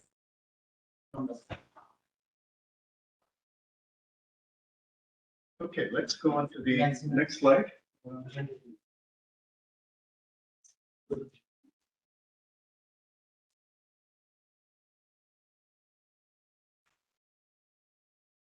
So let's go on with systematic sampling. So similar to simple random sampling, in this design requires a list of the population mass aggregate. So you define the size of the sample, obtain a random start, then select every eighth element that is based on the desired sample size. What is the advantage? It is equivalent to random, simple, but easier and faster to implement. What's the disadvantage? It can be biased if the list has a pattern. I'll tell you something interesting with it. So the process starts like this. So this is a team that is going from house to house, collecting data.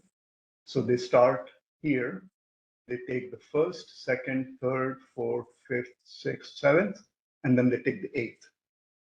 Okay, and then they take the next round is 1, 2, 3, 4, 5, 6, 7.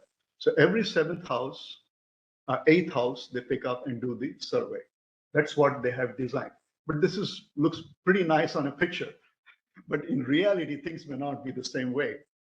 What do you think there may be some biases in data collection here? They may, for example, one of the eighth house may be closed. Yeah, that's a good one. What else? There could be missed numbering of houses. Yeah, that's another good one is if the numbering of the houses is not proper, then you may miss it. Yeah, good point. What else? What is the bias? I can introduce bias so very quickly in this study. Yes, which one? You can do either a selection bias or there's another bias. I'll come to it. Yeah. Somebody else had any other question?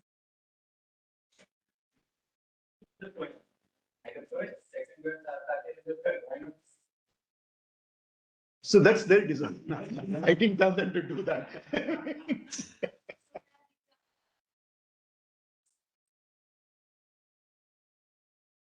One of the major excuses my graduate students tell me is when I ask them to go and do surveys, said, sir, I just couldn't go to those 3 different houses because there were dogs barking in front of me. So what has happened? He has messed up his sample size right there and there itself. Fine, it's a small number. So we still have a way of correcting it. So the bias here is if he hadn't told me that he missed 3 houses because there were dogs, I wouldn't have known, right? So it is not fitting into the complete picture. So we need to take into those kind of account when we design the sample size to say what is the number of houses I'm most likely going to miss, 3 houses, 4 houses. So you plan for those additional numbers. Okay, so you don't stop there. I would do another row of 7 houses, another row of 7 houses, and then stop. So in the process, you are able to eliminate the ones that you're facing some sort of an adverse process. The dogs are there, the owner is not opening the door, he comes out with a gun in front of him. So very possible in the US. So I'm not kidding, but so those kind of things you have to account into when you do the sample size. Okay? Yeah, I'm just not going to set my sample size at 50. Let's look at 60 individuals. If I get all 60, we'll return back and work with 55. That's the whole process. But if I'm not even able to achieve 55, where do I go for the additional number of samples? Okay. So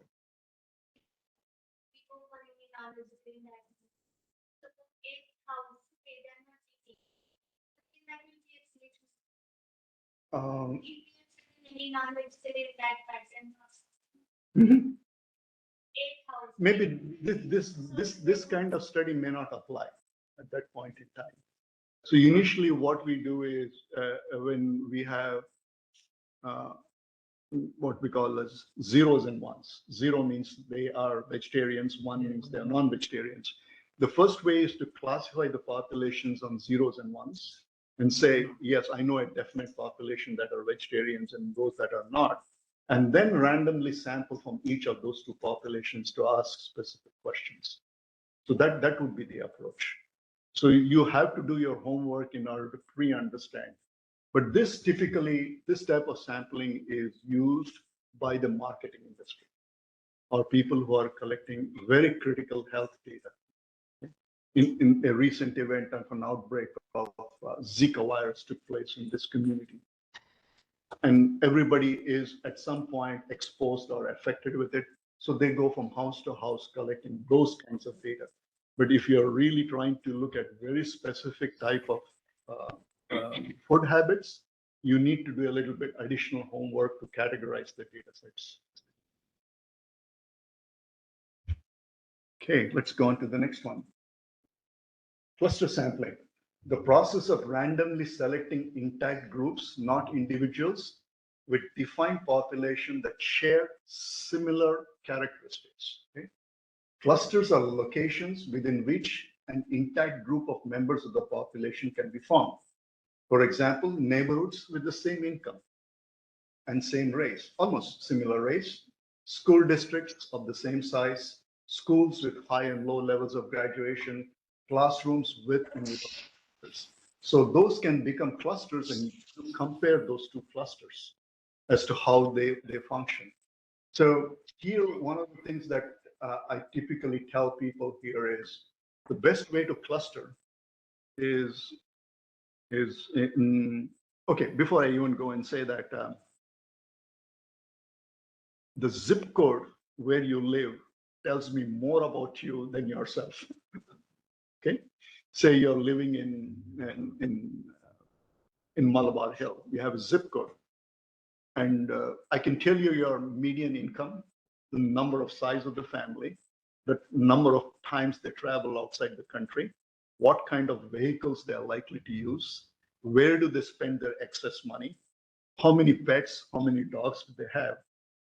That itself gives me a kind of a demographic picture, allowing me to say, how do I sample this population? Okay? So that is the importance. So I can take Malabar Hill with the zip code, and I'm trying to compare smoking rates. So then I will take another one, which say, let's pick car, a small section of car, and say, compare these two because it's a different zip code. And car east, for example, a certain region, and say, why is smoking rates higher in one place as compared to another? Are there some social demographic influences that makes them smoke more or make them smoke less? So what is it that is taking place? So that's very important. For me is, I said, show me your zip code, nothing else. That itself, I can generate enormous amounts of data, even before I initiate a discussion with anyone. Okay, with that, non-probability sampling. I think we talked about this quite a bit last time. So we can put this into two categories. Convenience sampling. It's also called as accidental or haphazard sampling. Subjects are selected only if they can be accessed easily and conveniently, not usually representative. For example, use of medical students or prisoners to participate in experiments, man on the street interviews to access public opinion. For example, the TV fellow trying to catch you because you think you're a nice bakra to talk to. So he'll be following you. But what is happening? It's a convenience sample. Just because you were there and you're willing to speak, you have given the information. Let's look at volunteer sampling. Subjects are people who volunteer their services to be a part of the study for free or for incentives. It's usually not representative. Examples, volunteers in clinical trials. You go to a physician and say, you have a certain condition, but there's a clinical trial going on. You can enroll, but I can't guarantee you whether it will be on the new treatment or the old treatment. Okay? People who call in to cast a vote for the TV contestant or the music video. So here you can see the level of volunteer sampling that is taking place. So these are the two things that I typically would say as convenience and volunteer sampling. What's it? So most of these studies, when are being done, being done by students who are in the marketing, students who are trying to gather social opinions of people, or recent events, your opinion on recent events. So those are the types that we tend to do convenience sampling on. Opinion based. Now, volunteer sampling is very, very, very exciting because we participated in a voluntary sampling where we were looking at the distribution of Campylobacter jejuni in a very small township close to State College. It's called as Belfont, for perhaps you've heard of it. And they had a huge outbreak of Campylobacter jejuni infections. And we wanted volunteers for them to tell us their eating practices, their food practices. When we rolled out the program, nobody even really cared. And then we revised it and said, we will give you a $25 Walmart gift card. Believe it or not, I had a line. I had a line outside, people from one end into the other, willing to tell me stories about the outbreak of Campylobacter jejuni. So incentives do work, but again, it is biased. Okay. So those are the two things which you need to be careful when people say, I will pay you to do a study. That's a different aspect. But there are studies which says, let's say I'm going to feed you almonds for next 6 weeks, and every week I'm going to measure your total cholesterol, your HDLs, and your lipid profile. I like to measure your lipid profile. In that case, yes, that's a serious incentive, and you require those people. So you can't put them as volunteer samples, although you give them the added benefit of giving them to travel to the place where the testing is, but by itself, it does not truly categorize as a volunteer sample. You can put them into the category as met the required conditions for the study. Okay. Yeah. Uh,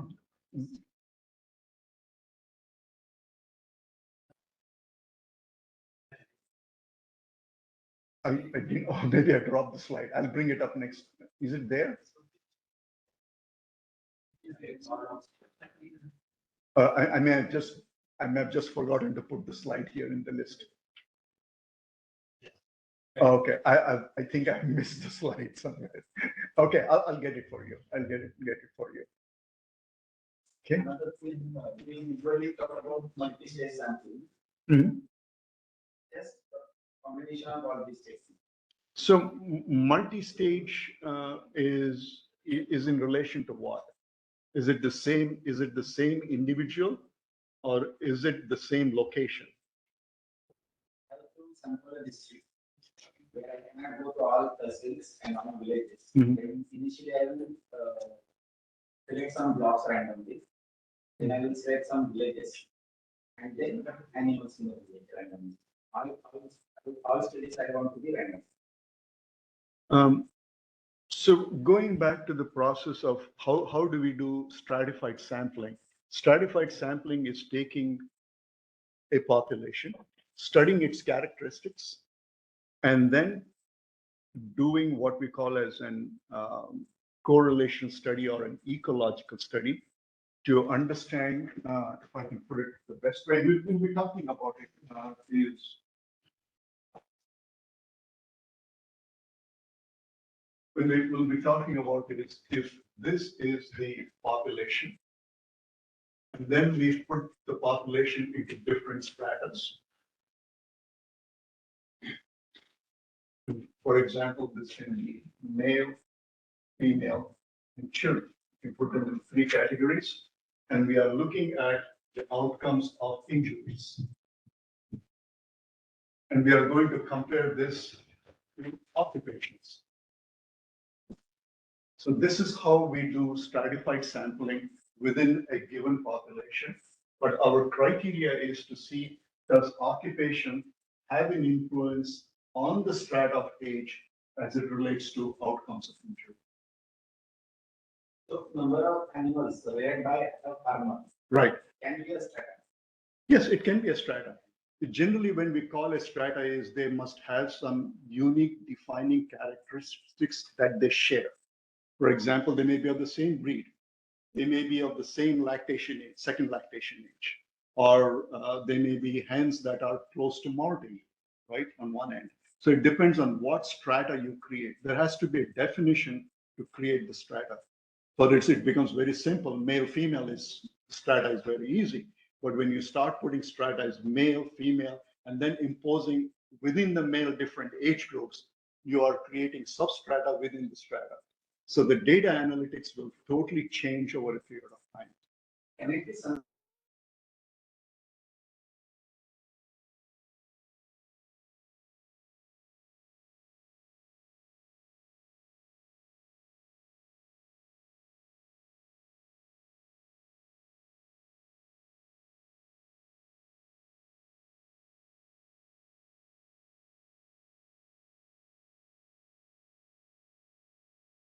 Their upbringing, all those different aspects as to the process of learning, what we call as KSA, knowledge, skills, and attitude. If we are able to comprehensively collect for each of those individuals, and then you start doing intervention strategies. Okay? Now, do these intervention strategies that you do over a period of time, has it improved their learning scores? Have they improved their practice scores or their changes in working on the farm?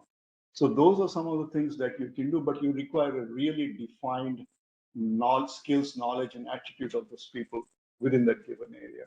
That's the key against which you're going to be measuring the outcomes of your program. So usually what we do, studies. Right. I go and select 20 farms from this. Right. So select the data farm itself, analysis, and farmers family. Right. When I come back, I will try to stratify it on the basis of. Yeah, that's another way of doing it. Yeah. So that, That's absolutely doable. but the selection on the basis of strata. And when I'm analyzing, I'm looking is as But strata. when you do the analysis, what are you trying to measure? Are you looking at the lesser outcomes of mastitis? Are you so that becomes a very defining point. It's like a logic model. So you're starting here, but you actually need to know where you got to end up with. When you start from Pune, you may end up in Sholapur, what you wanted to go to. pull up, right? So it really depends. What is your final target? What would you like to achieve? And what is the processes that you will take in order to do that?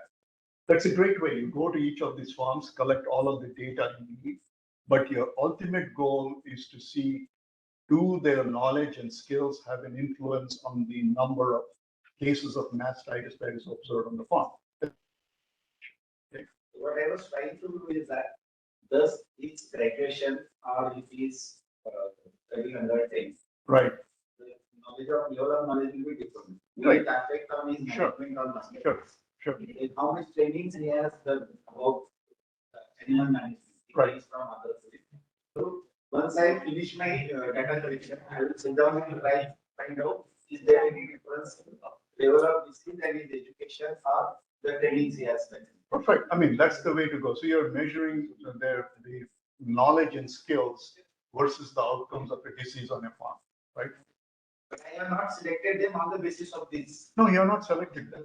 So you're using 20 farms as a starting point, because what will be the outcomes you're trying to measure may not really meet the expectations that you're set up with. So you may have to regroup and go back. What I typically would do instead of taking 20 farms, I would take 5 farms. Get a sense how you collect the data. How are the data analytics that you're planning to do in order to achieve the endpoint? So once you understand that, oh, I don't need to be asking these questions. I'm missing these. So when you do the next process, you improvise and then you re-employ those set of interview processes or sample collection processes. That would be the approach to take. While I'm interpreting it, it will be more likely to be like a hypothesis generation, not interpretation. That No. You'll be generating a hypothesis saying that based on the data we find individuals with high school degree and 5 years of experience are better at managing people on a farm as compared to people who are less than 7th grade and less than 2 years of experience on the farm. Okay? So those are some of the conclusions that perhaps how should I report it regarding the problem? Yeah. Should I report it like I found this and this is the reality? Or I can say You that can't, it's not an, it's it's just an hypothesis. You're making an educated guess from the data what you collected at that point in time. Yeah.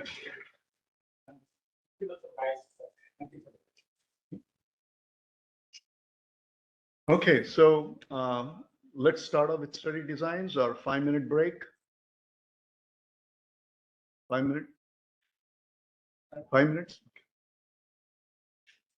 Hey, Oscar, can you announce we are having a 5-minute break? Yeah, dear online participants, before we proceed to the next topic, study designs, we will have a 5 minute break, please.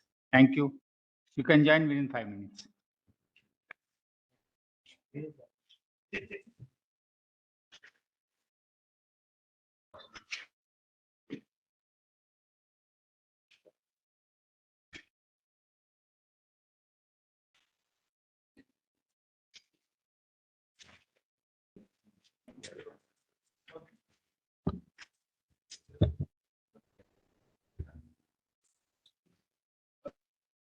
All campus reactions. What's it? Sampling. It's systematic sampling to do, you require a lot of fun.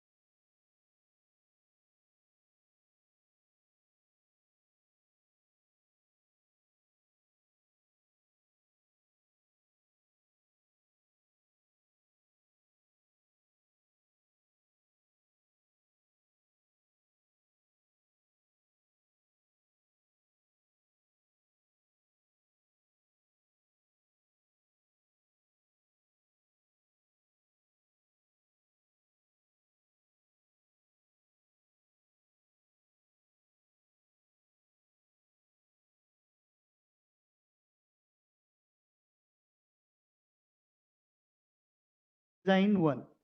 Over to you, sir, please. Okay, so let's kind of move on to the 10th lecture in the series. And today we'll be talking about study designs.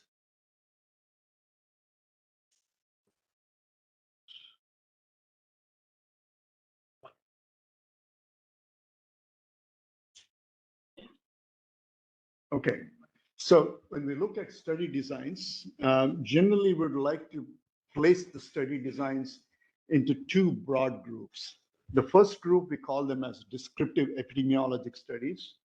Then the next one is the analytic epidemiologic studies, which comprises of observational and experimental. So we'll be spending probably this lecture and then again on the 7th and talk about a little bit more in detail about these different study designs. So let's start off with the basic epidemiologic approach. What's the basic epidemiologic approach? The first one is to observe what is going on. Is there a disease outbreak taking place? Is there an environmental disaster? Is to observe. The next process is to count the events. How many people have survived? How many people have died? What kind of changes have taken place? Next is we describe what we are seeing in terms of person, place, and time. And then what do? We calculate rates. We calculate the incidence rates. We calculate the prevalence rates or the secondary attack rates if possible. Okay. And then what we do with all of this, this is what we call as descriptive epidemiology. The next phase is the analytic epidemiology, where we take the information that we have generated by doing a descriptive epidemiologic study and use it to develop a hypothesis. Says this is what we assume or propose this to be. We then test the hypothesis. And the last phase is implement actions like prevention and control. So if you go back to John Snow, so what did he do? He observed cases of cholera in London.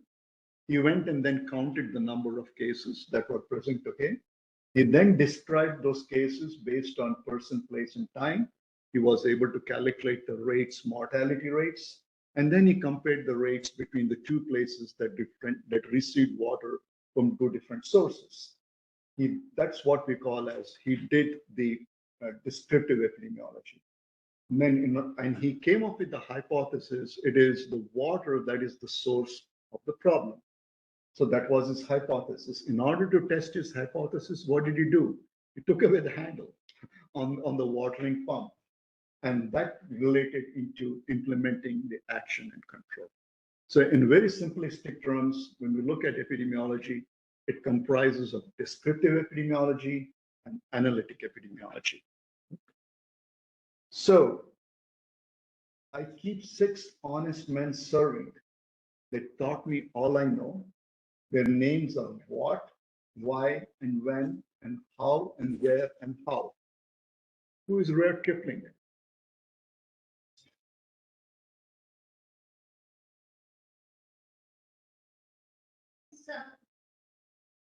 I like him. I like all his movies. In fact, I own all his cartoons.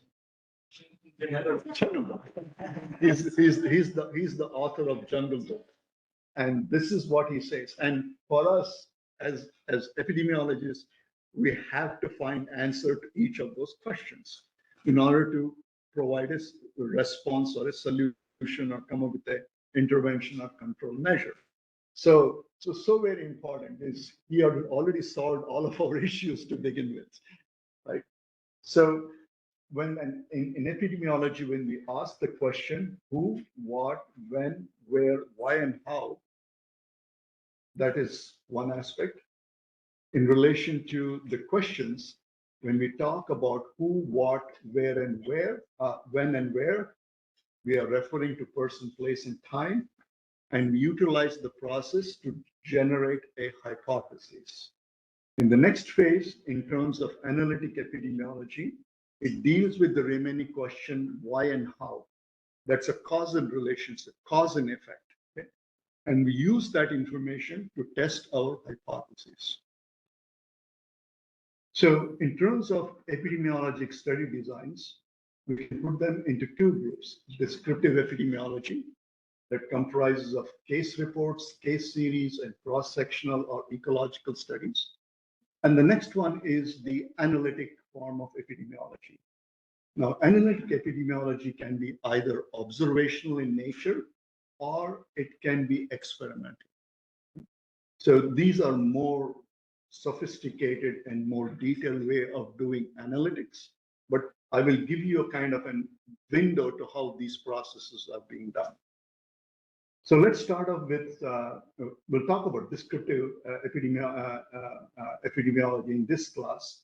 But before we jump into it, let's try and see the difference between descriptive epidemiology and analytic epidemiology studies. So descriptive studies provide us information on the patterns of the disease occurrence. Descriptive study generated can be correlated with clinical observations or laboratory studies to generate hypotheses. Often provides clues about the disease causation that can be pursued by more sophisticated study designs. When we talk about analytic epidemiology, they are studies that are designed specifically to test the hypotheses that have been generated through conducting descriptive studies.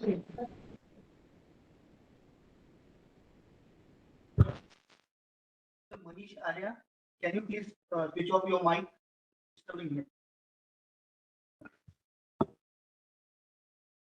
So let's now spend some time and talk about descriptive epidemiology. So what does descriptive epidemiology allows us to do? It provides a systematic method for characterizing the health problem. It ensures the understanding the basic dimensions of the problem that we are interested in, helps us identify populations at risk for the problem, and provides information used for allocation of resources. And then finally, enables development of testable hypotheses. So in terms of descriptive studies, epidemiologic studies, there are three of them that we would like to talk about. The first one is called as case report. The next one is called as case series. And the last one is called as correlation or ecological studies.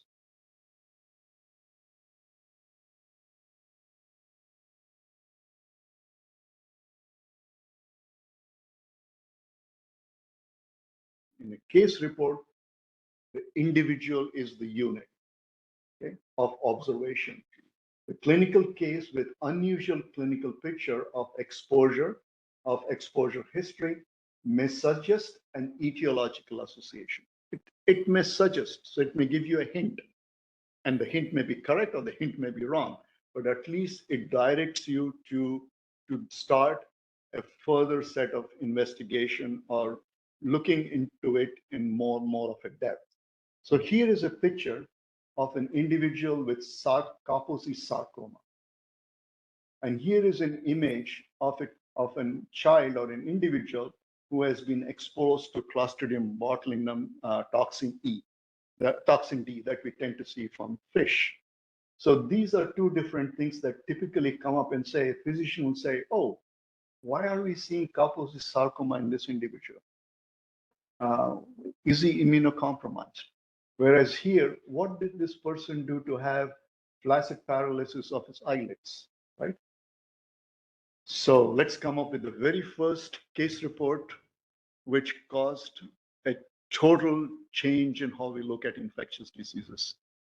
So when we read this, the first report on AIDS, and it so happened that this report was written by a medical intern sitting in San Francisco in the middle of night at 3 o'clock. He had just finished a course in epidemiology. And what was he observing? He was observing that many of the people who came in the night were males, homosexuals, had some level of immunocompromisation, and they showed some evidence of Kaposi sarcoma. So he was a bit curious. Why are we seeing this in gay men with these type of conditions? That was his hunch. So what did he do? he went to the hospital records and he pulled up males of the same age group who are not homosexuals, who are not compromised, and then tried to see the outcomes. Okay. And then he was able to show that this is a rather unique observation that he's seeing. Again, a 2x2 table made the big difference in order to start with the case report. So 20 years ago, on June 5th in 1981, the monthly morbidity and mortality weekly report published a report of 5 cases of pneumocystis carni, or what we call as PCP, among previously healthy young men in Los Angeles. All of the men were described as homosexuals who had died, Local clinicians and Epidemic Intelligence Service, or EIS officers stationed in Los Angeles Department of Public Health prepared the report and submitted to MMWR publication by early May 1981. Before publication, the editorial staff sent it to CDC, experts in parasitology and sexually transmitted diseases. The editorial note that accompanied the published report state that the history is suggestive of cellular immune dysfunction related to a common exposure and a disease acquired through sexual contact. So based on the case report, they were able to narrow down and say, yes, sex is an important aspect here. And these are men that are homosexual and have cellular immune dysfunction. So we're able to identify 3 attributes to that set of individuals. Okay. The report prompted additional case reports from New York, San Francisco, and other cities. And about the same time, CDC's investigation drug unit, the sole distributor of pentamidine, the therapy for PCP, began to receive requests for the drug from physicians to treat young men in June of 1981. CDC developed an investigative team to identify the risk factors and to develop a case definition. So you guys are expert in making case definitions. Okay. In order to develop a case definition for a national surveillance. It is just not for surveillance in New York or San Francisco. For a national surveillance, we need a case definition so that physicians can start using it. So within 18 months, epidemiologists conducted studies and prepared the MMWR reports that identified all of the major risk factors for acquired immunodeficiency syndrome, or to call as AIDS. In March of 1983, the CDC issued recommendations for prevention of sexual, drug-related, and occupational transmission based on these early, again the word, early epidemiologic studies, and before the cause of the new unexplained illness was known. We still did not have isolated the virus. We did not know what was causing it, but we're still far ahead in saying it is transmitted through sexual contact. There's a preference, there's a behavioral aspect to it that needs to be asked when a patient comes into the clinic in order to either categorize them as the likely suspect for AIDS or does not belong to the AIDS category, because they did not have even a diagnostic test at that time. So that was what we see is so fascinating, that we were able to look at clinical science enough to come up with a case definition, or what we use the word, a working case definition, in order to truly identify those individuals. MMWR has published more than 400 reports about the human immunodeficiency virus, and AIDS remains the primary source of information for epidemiology, surveillance, prevention and care, and treatment of HIV/AIDS. This is an anniversary issue of Communities in the US and other countries. A compilation of notable MMRW reports and HIV is available through this. This was first published in 1981. So even today, whenever we talk about a descriptive case report, this is the most fascinating case report that one can talk about. Okay. So let's go on and do further. So what about early AIDS, epidemiology of AIDS? Between October of 1980 and May of 1981, 5 cases, we totally looked at it. And also in 1981, an unprecedented number of cases of Kaposi's sarcoma were diagnosed in young homosexual men, previously seen only in the elderly population and affected men and women equally. CDC initiated a surveillance program, established a diagnostic criteria for this new syndrome.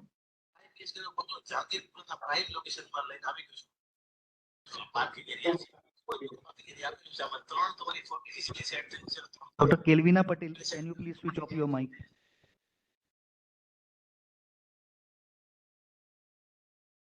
Okay, so now that we have finished with case report, let's talk about what is case series. Okay. So a case report may simulate compilation of additional case reports, and that becomes a case series. Occurrence of pneumocystis carni amongst young homosexual men with no history of immunodeficiency. Collection of individual reports may occur in the relatively short period of time, can indicate the presence of the beginning of an epidemic. So that's where we were in 1981, was the beginning of an epidemic. What does this allow? Based on case series, to a certain extent, allows us to develop some hypotheses through experience of infected individuals. Identification of causal factors that will help us to do analytic studies to compare experiences in case series and a group of individuals who did not develop the disease. This might be a surveillance data if the disease is reportable. For example, HIV is a reportable disease. So again, I will not go much through this, but when they started looking more into AIDS, it was just not sexual contact was one of the facts. IV drug use, blood transfusion, hemophiliacs that received blood products that were contaminated with HIV were also one of the victims of HIV. Who is the one who died of receiving blood products? Which famous tennis athlete? There's a stadium named after him. Arthur Ashe. Yes, it's Arthur Ashe was a very bright, very good tennis player, and he was one of the victims of after undergoing surgery. He received blood transfusion, and the blood was contaminated with HIV. So, coming back to the question, blood can be a source of many pathogens, right? So, what is the most stringent level of looking at pathogens in blood? So I can give you from my personal experience, my colleague who was the director of the blood bank for State College, she mentions, Bhushan, we examined for 40 different pathogens. 40 different pathogens in the blood that is received from an individual person. Now we have also included rabies virus in the sample because there was a case that occurred 3 years ago where an individual who was around 70 years of age had a previous history some 40 years ago, was bitten by a rabid dog, but never, took the prophylactics, survived the process.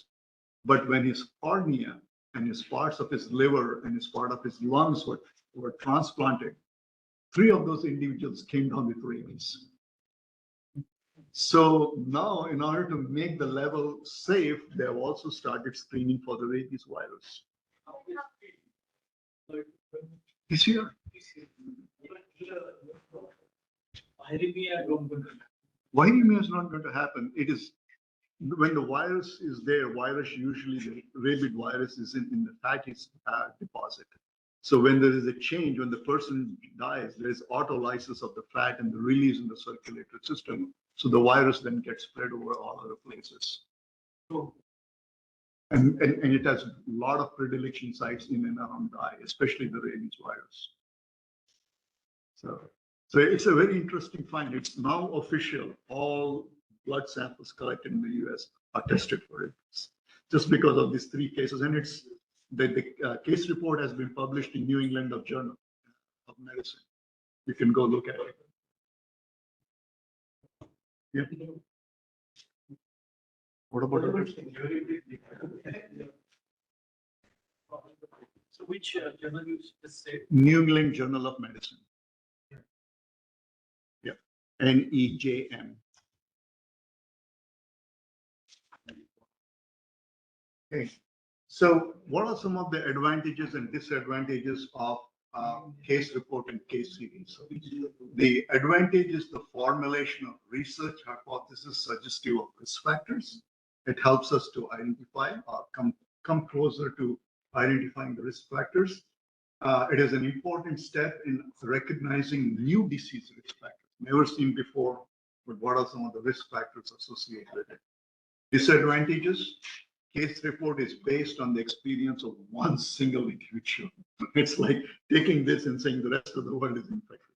Not really, but this is some knowledge that we need to understand and work on it a little bit more. So the presence of any risk factor may be coincidental at that point in time. Can't use the test to validate statistical association as there is no comparison group, but can merely raise the question of an association. So let's move on to let's take a break. Let's break for lunch and we will regroup at 2 o'clock. There are instructions for online participants. Now we are taking a break Taking a break till 2 o'clock. till 2 o'clock. Then we will be doing some class exercises. Okay, at 2 o'clock, we'll be starting sharply and we'll be doing some class exercises. And, exercise discussion will be there. So now I invite and request, sir, please continue the class exercise. Yeah. Thank you, Vilas. So far we have been going at a rapid pace of 9 lectures back to back. Now it's the time to step back and realize and put all of the things that you learned through some class exercises. So there is no right answer, there is no wrong answer. So in order to facilitate the process, I'm going to divide up the class into 1, 2, 3, and 4, and then the next 4, then the next 4, and then you guys. Okay. So we'll divide them into groups, and you guys can work together to find the answer to the problem that we will share. Okay. So it is nothing competitive. There's no right answer. There's no wrong answer. Just give it your best shot from what you have learned, and then we will use this. And for online users, I will also be sharing the answers after I present the question. So please watch out for the answers once you have taken a chance to read and answer to the questions that are being presented. With that, any questions? If not, okay, so let's move on to the very first question.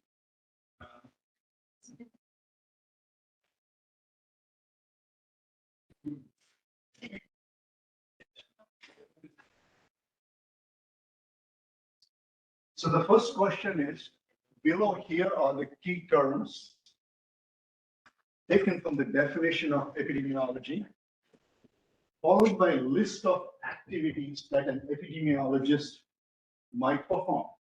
Match the term that best fits it, and you should match only one term per activity. For example, distribution, determinants, and application. So the first question here is, what is this one? Compare food histories between persons with Staphylococcus aureus, food poisoning, and those without. So you can write your answers as whether it's A, B, or C. So once you complete this, and then I will open up the answer. So you can discuss within your own groups and see what fits best, and then accordingly answer the question. Okay. And if you have if you open up your laptop, the thing will pop up. It's there. It was sent to you. It's not painful. It's very easy. And one of the other reasons is what we call as reinforcement learning. So we are reinforcing some of the things you have learned. Another thing is if you're teaching epidemiology, you can utilize this as questions in your class.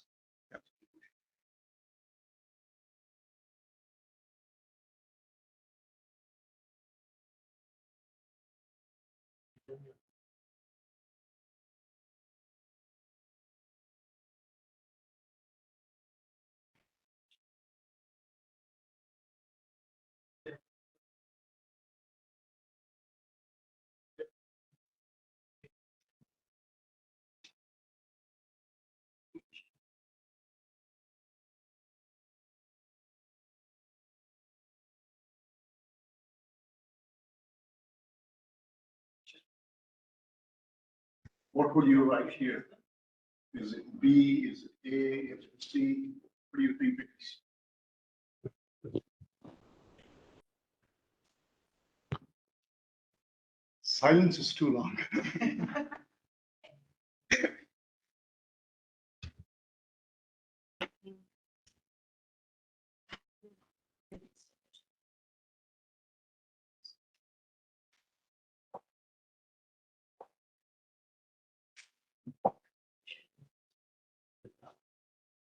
I'll give you the first clue.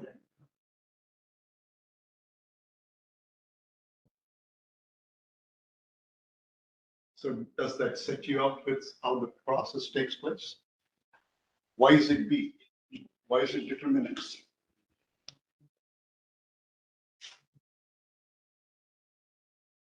Okay. What is the next one? Same B, okay. These are the answers.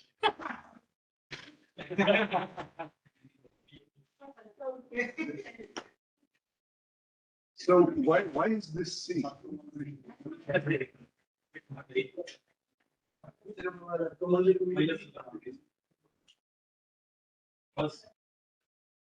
So why is this C? Anybody can provide me an answer for it? It's a recommendation. Perfect. Okay. Do you get the process, how we take a definition and how we use it in terms of actual situations to where we apply? So the first one, both of them are B because we are talking about determinants. Because butcher is the occupation, and that is leader. There is no butcher here. So second, compare the frequency. Herpes in butchers, again, we are talking about an infectious agent. It's a determinant, right? Why is this A? That is a distribution, very clear. What is the next one? That's also distribution. Next is C, that's an application. Last one is tabulate frequencies, is again a distribution. So it kind of jogs your memory and say, oh, yes, I know where to fit this in terms of the answer in relation to the definition of epidemiology.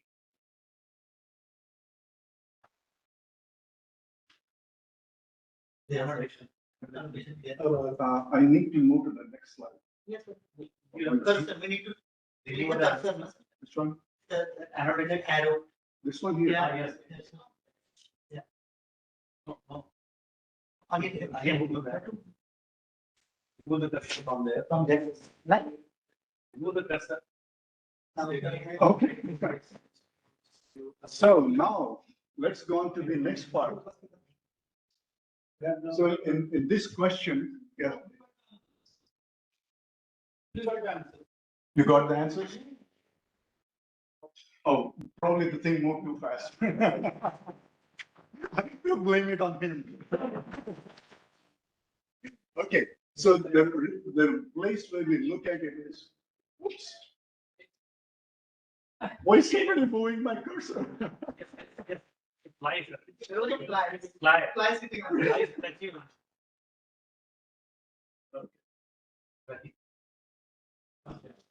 Second question. So Hippocrates wrote the treatise called as air, water, and places. And what is this based on? Observation. Fantastic. The missing link in the transmission. There's a lot of noise. Can you please concentrate on me? I'm losing sense here. So please focus on me and talk with me. Okay. So the missing link in the transmission of Blake bacillus was right. Very good. A good generous view on smallpox was anthrax. So smart. The preventive practices observed by Ignaz Semmelweis. Perfect. John Snow contribution was? Cholera. Excellent. Health is defined as a state of social welfare. One of the greatest public health achievements is dash related to dash.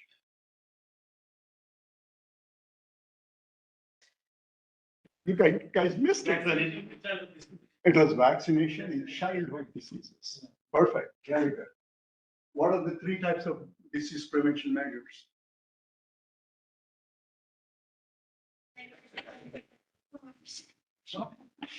Very good. I got to be very careful.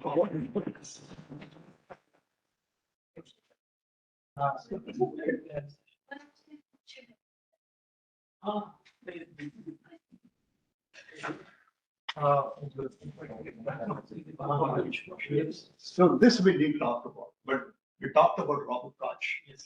We talked about, so what are the four Koch postulates?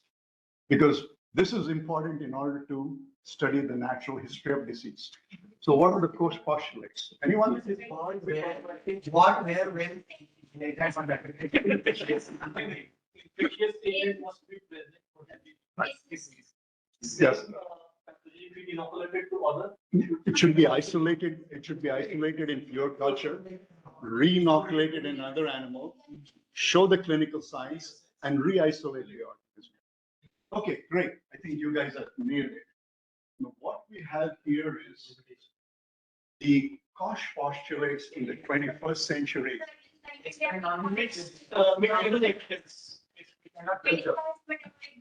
So we use, yeah, you're right. So we use the word viable, but not cultural.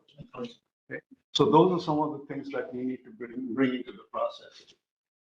The other limitations is the reproducibility of the disease in the animal model. For example, we have isolated it from a human being. It may not behave the same way as you would expect to see from the original host. Okay? So those are some of the things that you can find out and figure it out. So what strategies can be used to address the limitations of Koch postulates?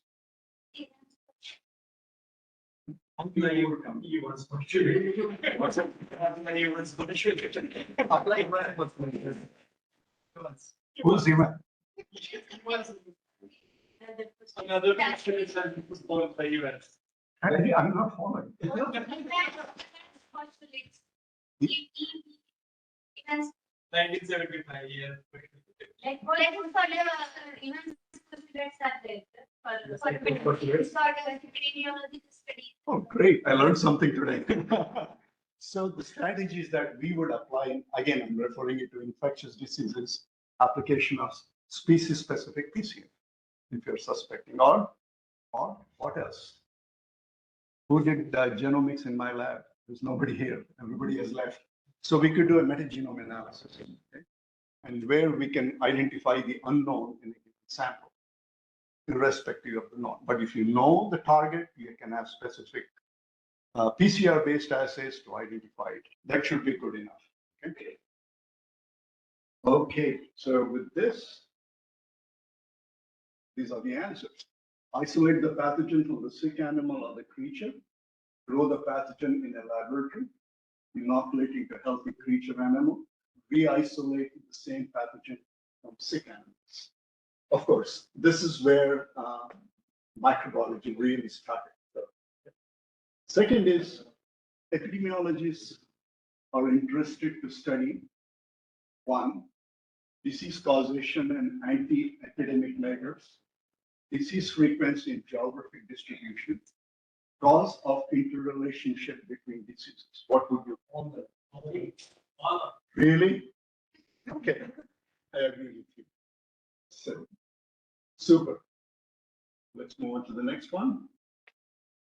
International classification of disease. I won't bore you on this, but keep in mind, I would see that many of you don't have access to computers, but I would generally put this in the form of a take-home assay, in which I will ask, go to this particular website, and for these ICD numbers, please pull up the information.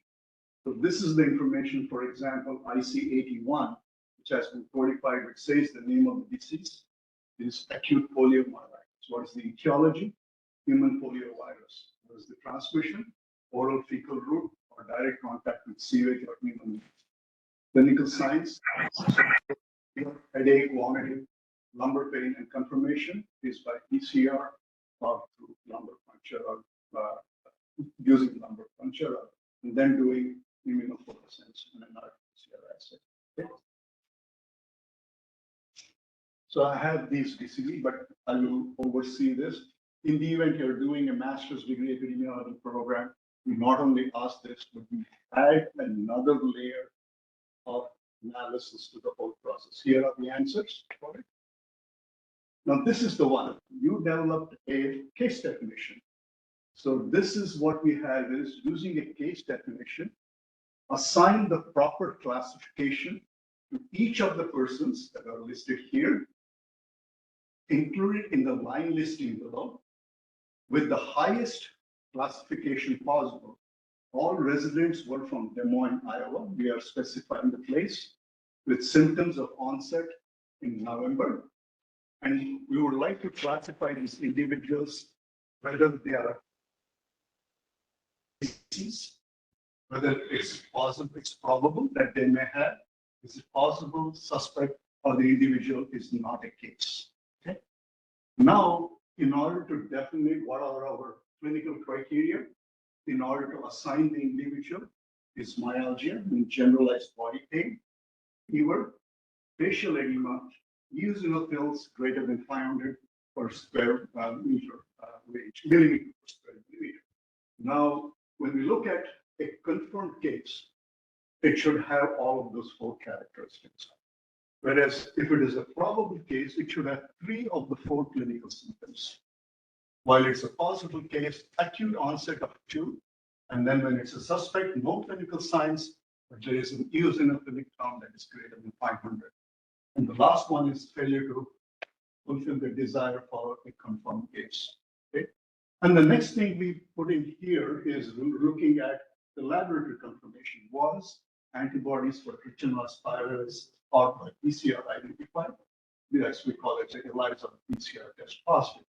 Then we always take into consideration the physician's diagnosis, trichinosis, allergy, possible trichinosis, are used in myalgia because it's a cluster of symptoms that we tend to see. So based on this, can you find me the answers for each of these different patients? What is the first one? Anderson, myalgia, yes.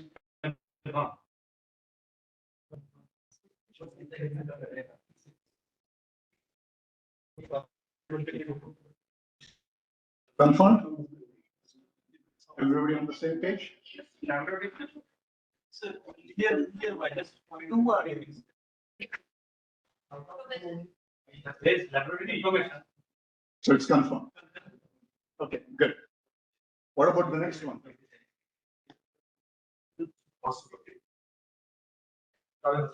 Probable. What about the next one?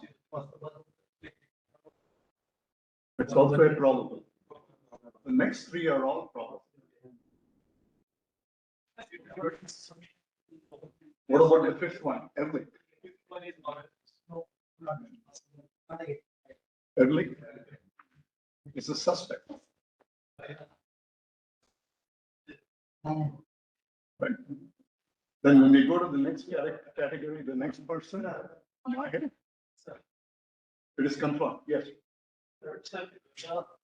First one. Mhm. If laboratory confirmation is done, then we don't have to see the clinical signs and all. Oh, you have to see. You still have to include that. You're not taking one selective piece of information to make a decision. You need the clinical signs. You need laboratory confirmation. You also need the physician's diagnosis in order to say it is confirmed. Apparently, having PCR positive cannot confirm it. No, it has to be clinically confirmed too, like the patient is presenting those clinical signs, right? So that's what we did with megacolon, constipation, recurrence of constipation. When we revised those observations, this is the same thing, what we did in the class. But here we are taking an actual case with trichinosis.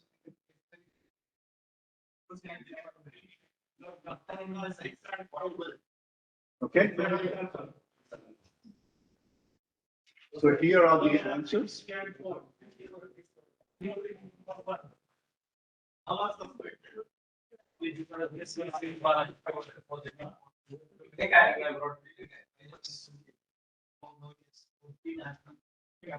So go back, always when you go back to the upper table, come back because.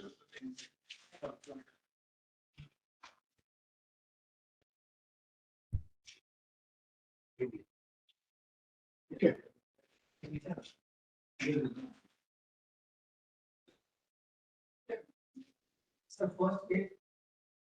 Yeah. First one is confirmed. Not only two signs are.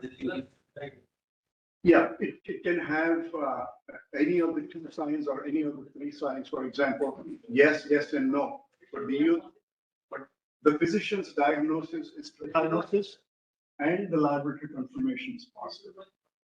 What's it? It's actually moved into confirmation because of the laboratory confirmation.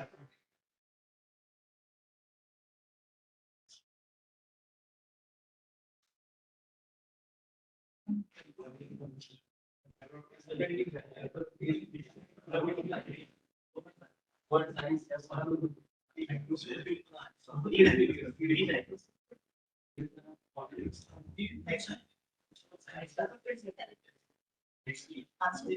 Which one?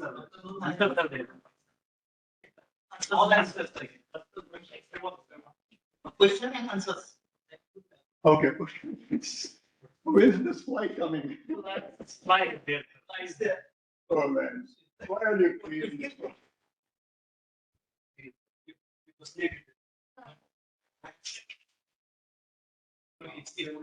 playing there. It's there. Okay, so we finished with this. Yeah. Does anybody have a spray or something to get rid of it? It's stealing my show.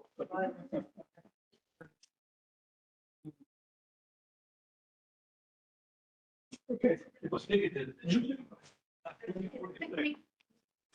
thank you. Okay, so is everybody okay with the responses here? If there are any questions, you can come back later on and I can sit with you and try and provide an explanation. Okay, next one. Infectious disease incubation period is defined as one. Okay. It's A. Next one is B. Everybody agrees? Okay. Infection may be apparent or asymptomatic or inapparent symptomatic. In those individuals. What is it? What are the three terms that go into it? We talked about this infection and infectivity. What are the three terms that go into it? Entry, survive, and multiply. So that's the process that we really are looking at. Is the three words that describes the process of infection, and we measure it using infectivity, using case rate fatality to measure virulence. Okay, the next ones are pretty straightforward. I will not take much of time here. So the answer to this questions are right here.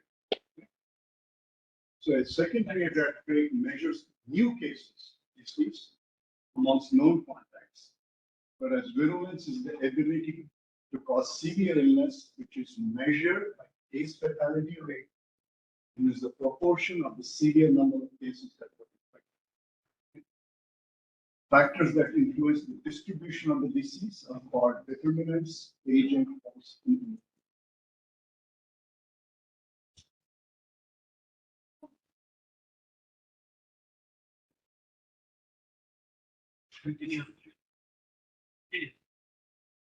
Which is the first one? How about something else?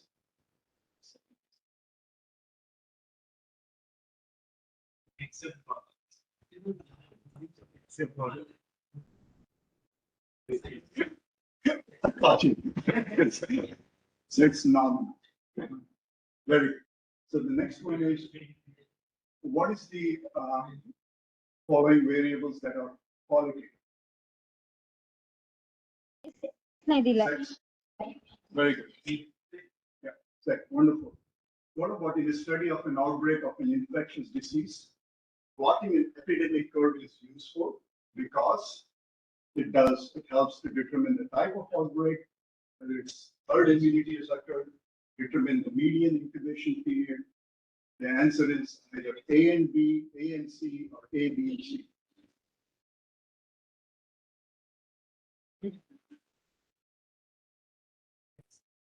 Can you give me another choice? A and C. Who got it right? Why A and C? Why?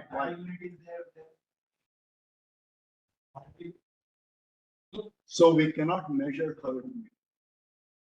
That's the reason. So it is A and C. And the last one is all of your points. Okay, looks like you're having fun.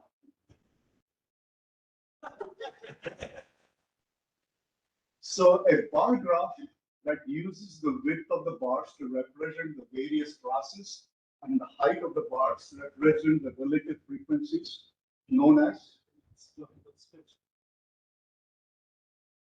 Okay, good. Everybody's on the right page.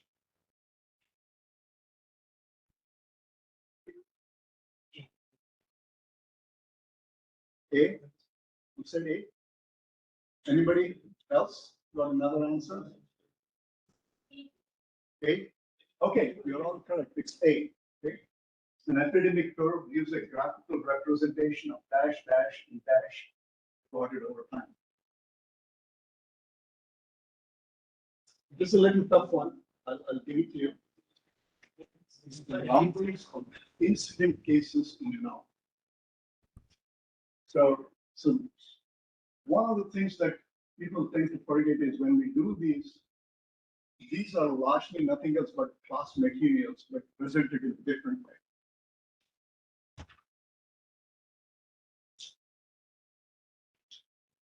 How would you classify the following epidemic curve?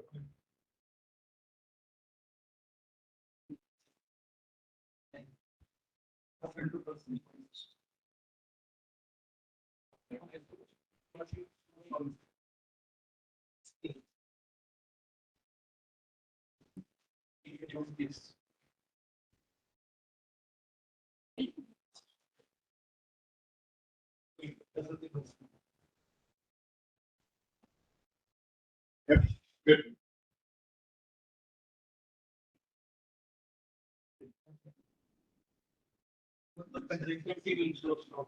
Very good. Yeah. Common continuing source of infection. Next one. Yeah.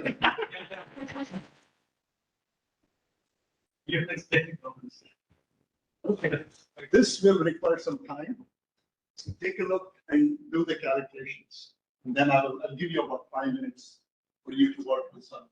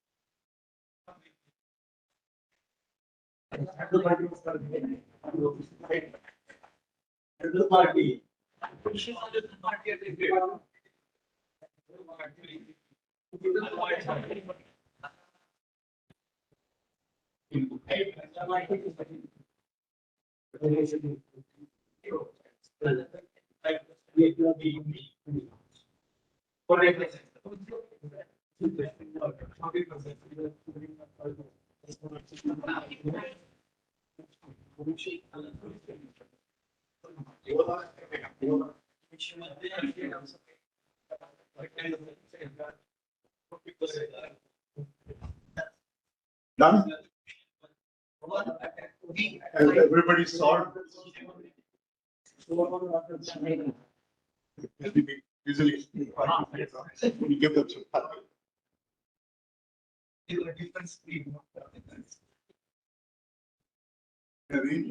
Like that.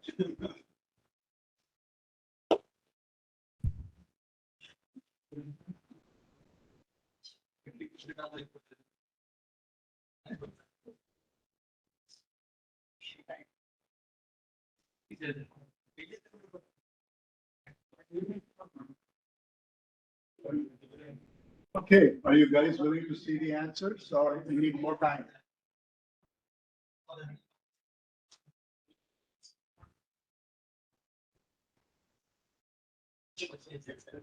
They're on an island by themselves. Would you like to see the answers? Yes, yes. Yes, right. Okay, so it is 100 women, 20 men. The other part. Persons at the party, 80 by 200 divided by 100 is 40%. And the overall attack rate in the given cases, the number of cases at least 100, people at least 100. And the term is true. So these are simple things to say, how well you have understood the concepts of how to calculate rates. Yeah. Prevalence rate comes good there. Yes, it's interchangeable. You're not supposed to use it, but we use it sometimes. Okay? It's by force of nature. So don't worry about it. Don't get overworked. But if I were to write in a research publication, I wouldn't say prevalence rate at all. I would just say prevalence. Okay.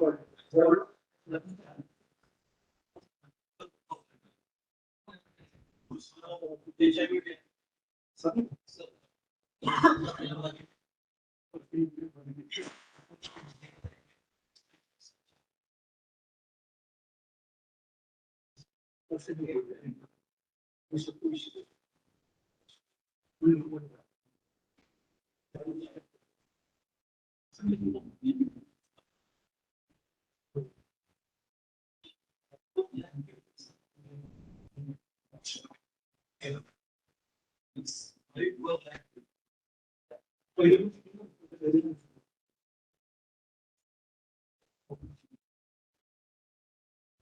That is not sure.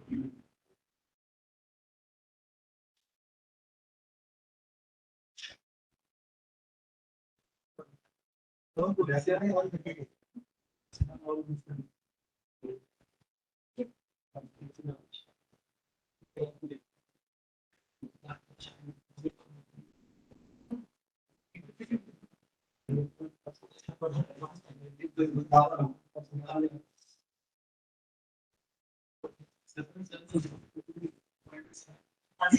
taking a lot of time. Okay, folks, the answers on the board. More importantly, I'm looking at how you have come up with the formula. It's very important to have the concept of the formula placed in the right order in order to do the calculations. So what is the interpretation here? The HIV mortality rate was 7.8 times higher for males than for females in the state of Missouri in 2004. So what do I have? A person, place, and time all described in my statement. Okay. And you can see the way we typically calculate the ratios, the rates, whatever we are looking at. So this is what we would expect at a graduate level, the response to be from graduate students who take a course. So many a times people shortchange. They will just write 0.5. They would write 0.7. But here I'm asking them to calculate. So I would like to understand how did they come up with the number.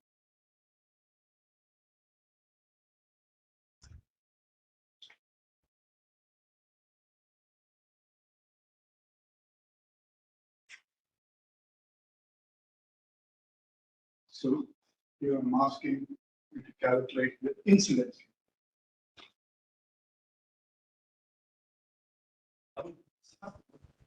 That's huge.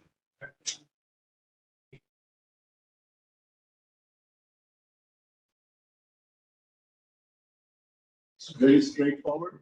There's nothing much to it.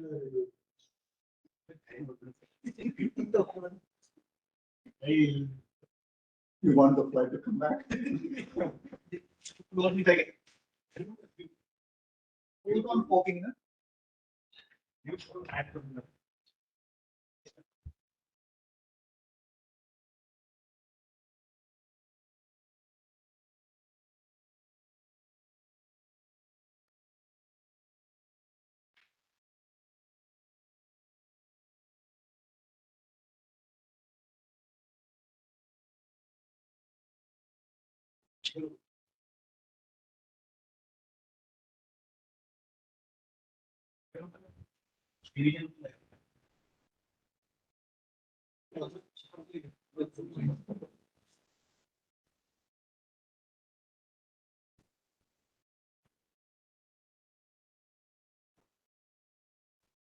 So what goes in the numerator? 300. What goes in the denominator? Are you sure? Are you sure what goes in the numerator? 25. What goes in the denominator?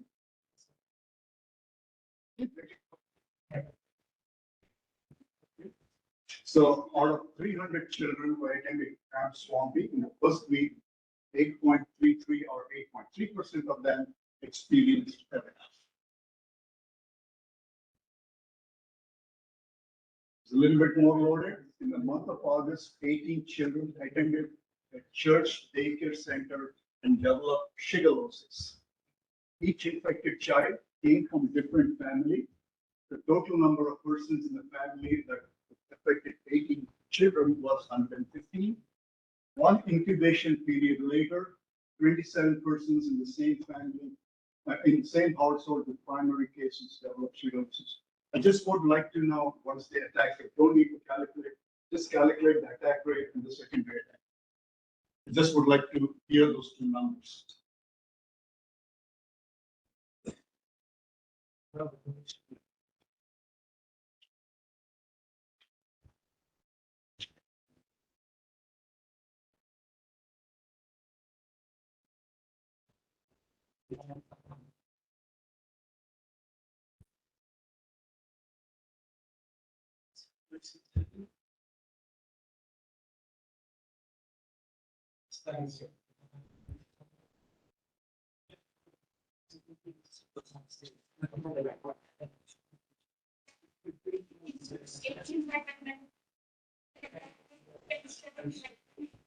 So the second rate accurate is higher than the first.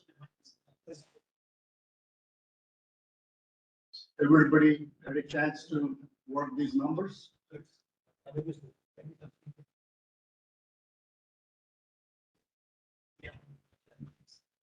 So the secondary attack rate has increased as compared to the attack rate.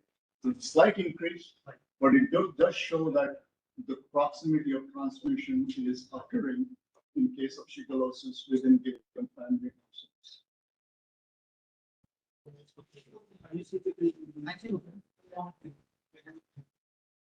This is an interesting one. It's a very interesting.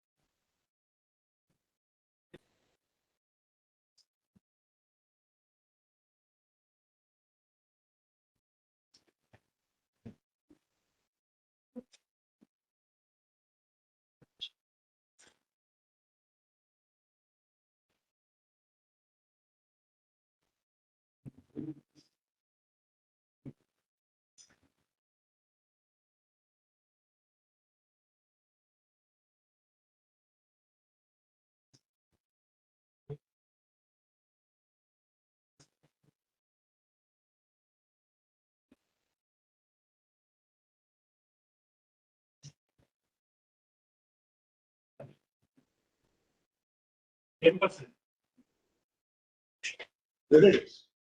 Good job. Oops.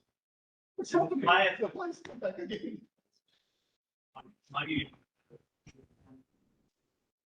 So let's do this one.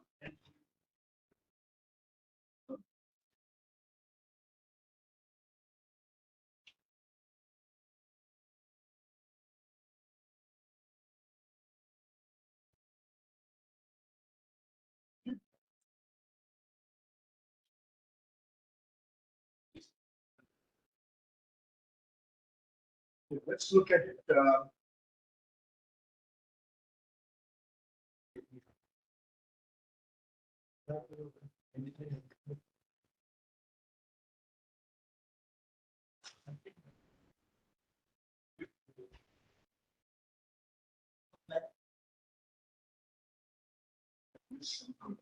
Yes, sir. Yeah.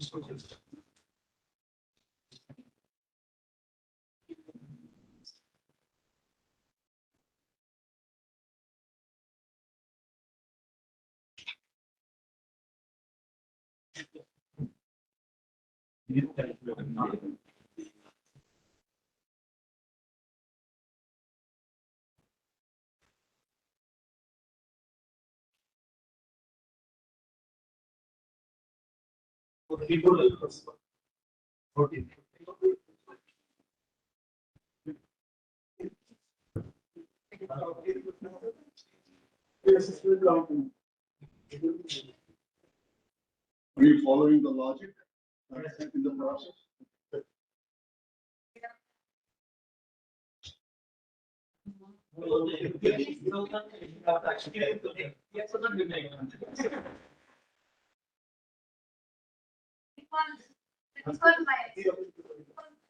Let's go back and talk about epidemiologic models.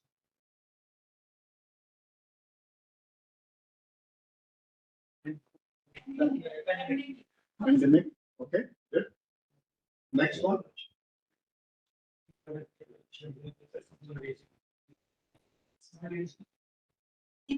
Seasonal.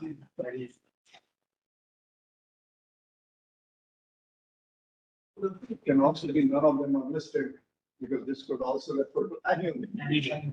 So again, a smart kid in the class who will come back to me and say, not listed.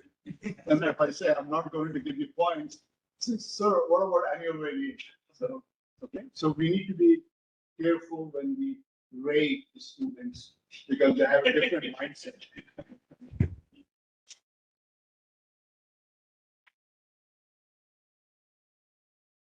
What are some of the examples of what's it? The Irish famine, right? That is one we can talk about in terms of, sorry, in the case of wheat. Yeah, the web of causation, the epidemiologic triad is we can use heating, overcrowding, environmental populations such as malaria. Case of web of causation, again, we can talk about TB, non-infectious disease, cardiovascular. In terms of wheat, we can talk about the Irish potato famine.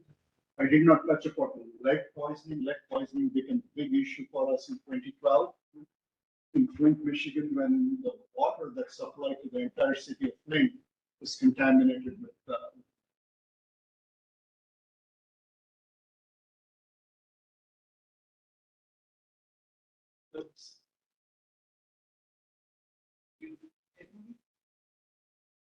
yeah, FMD can be seen. Yeah. Sure. What else? I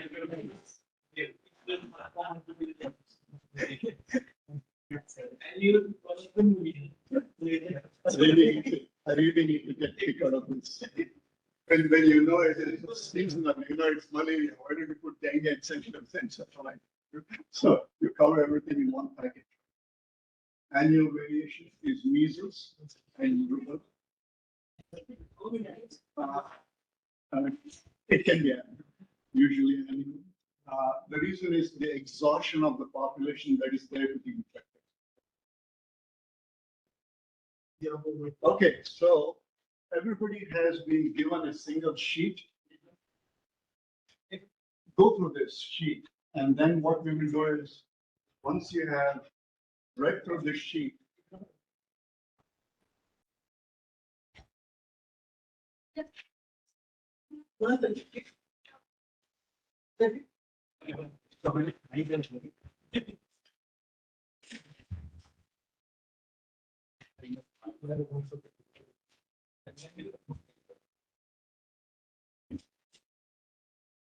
so kind of read through this, okay? And then we'll try and answer this question together.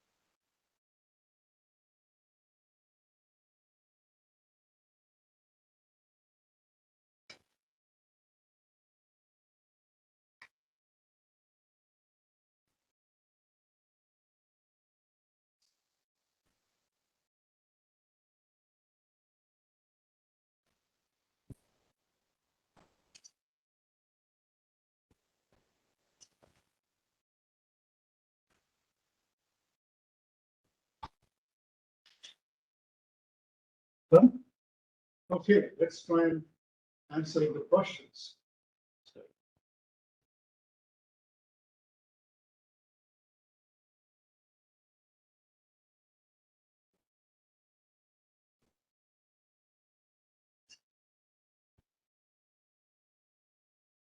She encountered selection bias. When conducting her study, selection bias refers to the differences in the characteristics between those who were selected for the study and those who weren't. In this scenario, the characteristic differed was whether the birth occurred in the hospital or at home. So these are the two variables that she was trying to measure against. Okay? Furthermore, one of the hallmarks of the selection bias is such that bias results in an apparent association than in actually. This association is faulty, and the exposure and the outcomes are not related. That's the key way of looking at it in terms of selection bias. When Dr. Khan did not include home deliveries, she thought that there was an association between season and labor complications. However, when home deliveries were included in the study, this apparent association went away and high risk of winter deliveries. So what did she do? She understood her problem. And, she went and corrected. To correct this selection bias, she added the data of study participants that were excluded in the first time. Okay? And what did she do? She combined the data from the deliveries that occurred in the hospital and at home and found that during both winter and in summer seasons, the mean duration of labor and percent of deliveries that resulted in complications. So you can imagine how excited she got. She wanted to buy UV lamp. She wanted to buy multivitamins. Wait a minute. Let me go back and examine my data again before I do this another experiment here. So these are some of the things that we tend to face in a clinical setting. And we need to realize that any physician or veterinarian has a data set. It needs to be tempered very well with the help of others who have the expertise to analyze the data sets. Okay. Identify the type of selection bias.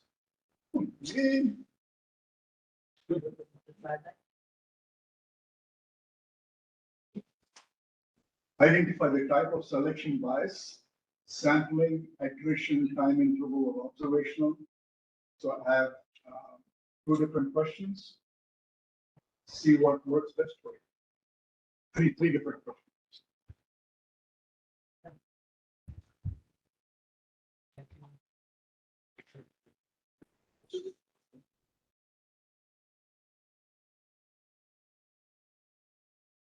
First one is, anybody take a stab? Sampling, yes. A cancer researcher at Planck to conduct 6-year study to determine the outcome of cancer therapy. And at the end of third year, she says, study is terminated. I'm into it. Identify the type of information bias, abstracting, interviewing, surrogate, surveillance, educated students, summarize information from research articles. In her summary, she included findings which she clearly understood. Have you all done that? And she did not include the information that was not clear to her. What kind of information bias did she introduce? Okay, perfect. Last one, the physician conducted a study to identify risk factors associated with heart attacks in adults ranging from 25 to 65 years of age and had to be placed in the ICU. The physician asked the question to family members to ascertain the risk factors with the patient in the ICU. What kind of bias, what kind of information bias did the physician introduce in the studies? So let's open up this for a discussion. We received a grant, somebody got rich here. Received a grant to conduct a survey to assess the view of residents in Bharari on stray dogs, animal dog bites, and animal cruelty in Mumbai. What precautions will you take to eliminate selection bias, which will be introduced by conducting a door-to-door survey in Mumbai? Let's go person to person. Okay, then that will be much easier, or then the others can also follow.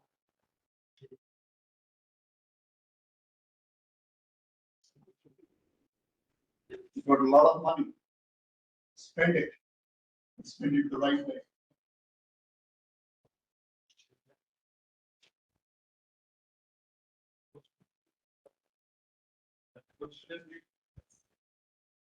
Yes, that's the best way. That's the best.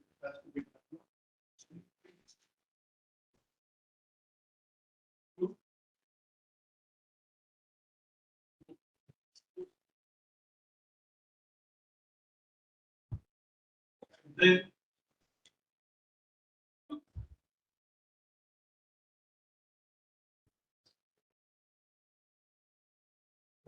male and female population should be tested because of exposure. Exposure.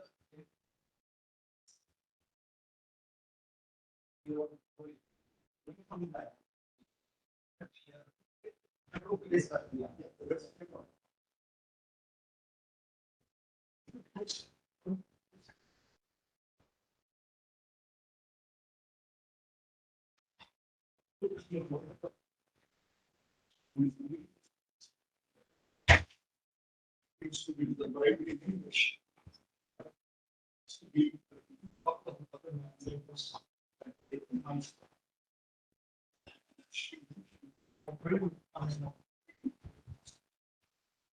what is the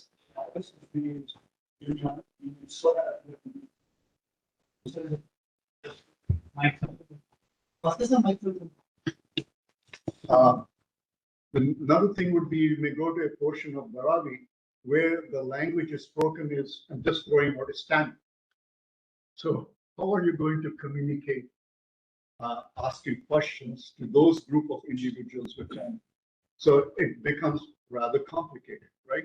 So you need to have an understanding what is the distribution of the population, what are the spoken languages, so that you're able to cover not 26 languages, but at least whatever you can get at that point in time.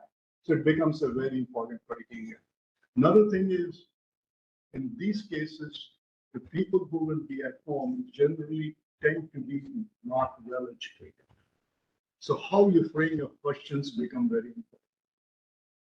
Another thing is you also need to know what we do in questionnaire surveys is sensitivity.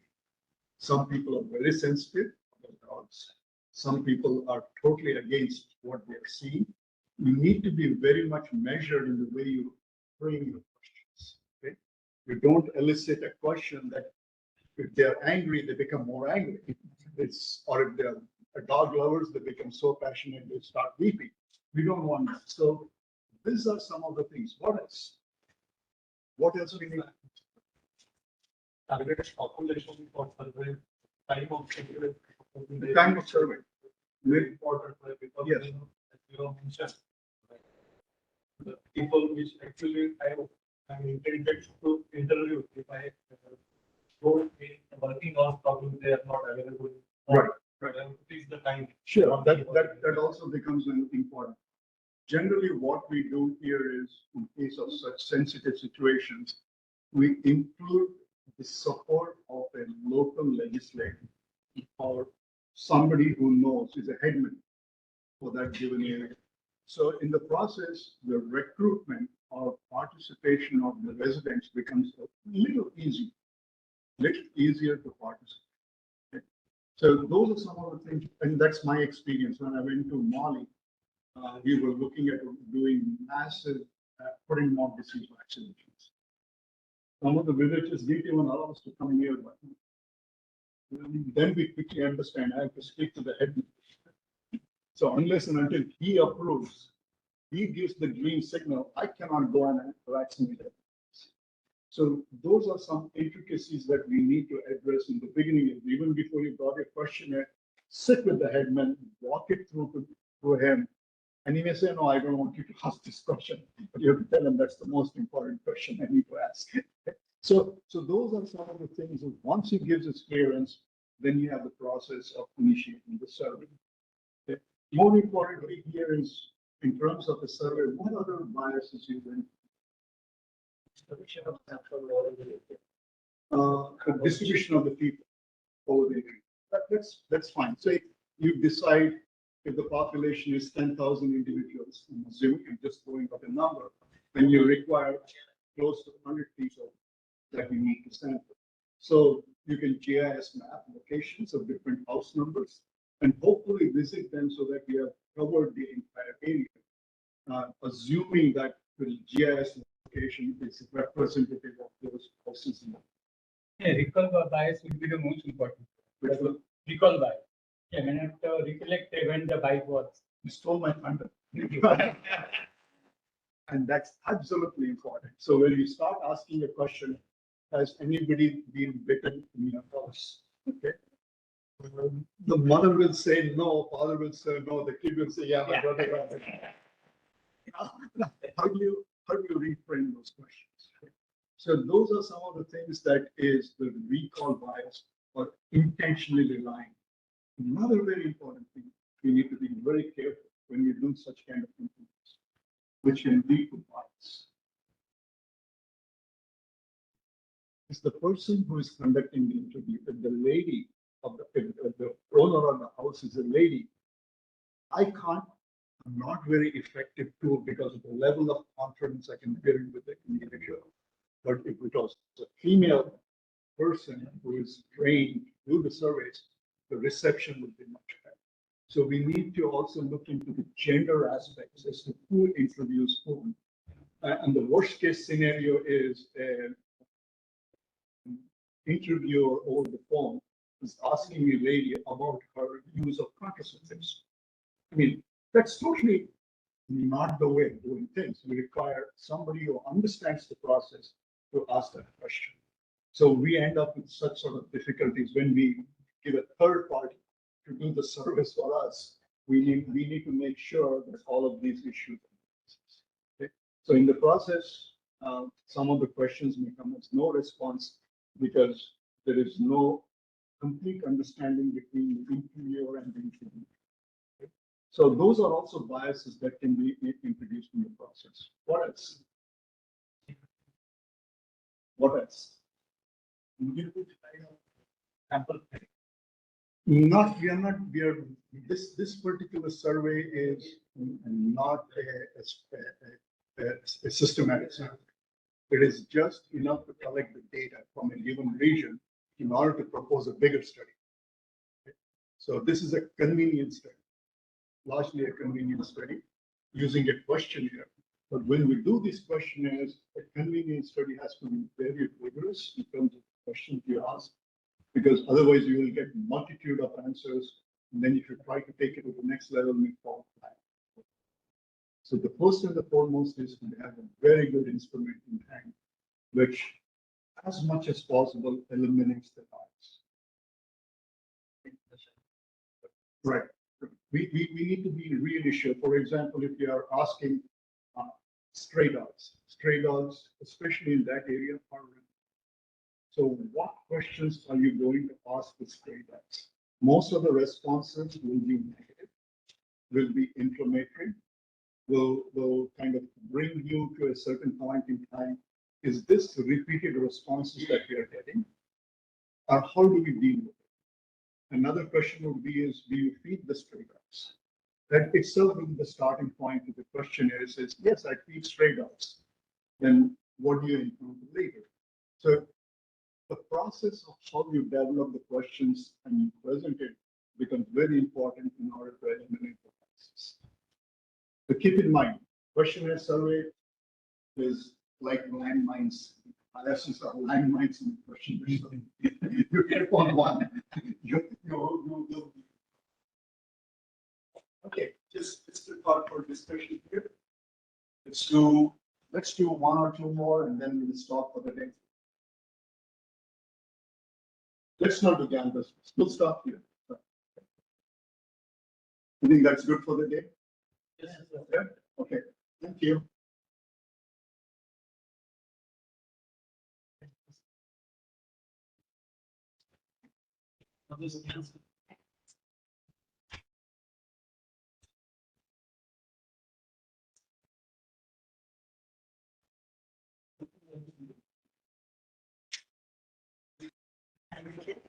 Yeah.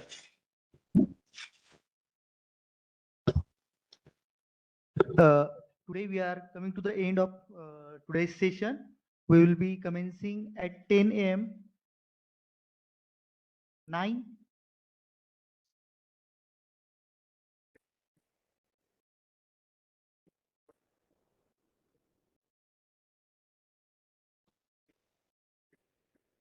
So the linkage is not there.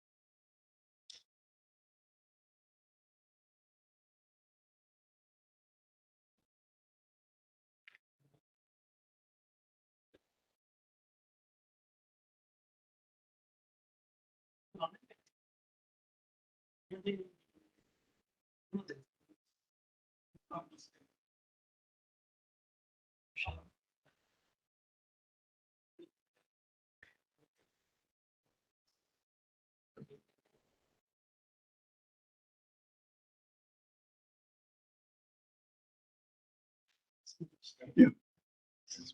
I will come to that.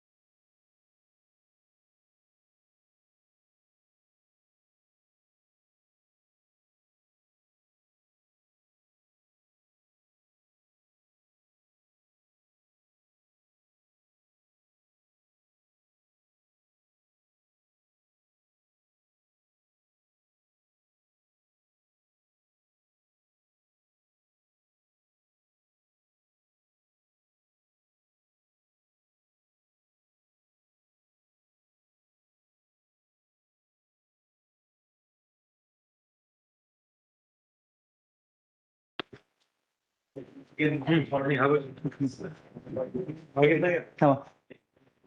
is a instruction for online attending participants. Tomorrow we are celebrating World Zoonosis Day program here. A separate brochure and a link provided to you all guys on different groups. So you are supposed to register yourself through that link for the World Zoonosis Day program to attend it online. That will be the only thing tomorrow we are having. The regular training will start at 10 a.m. On 7th. Thank you.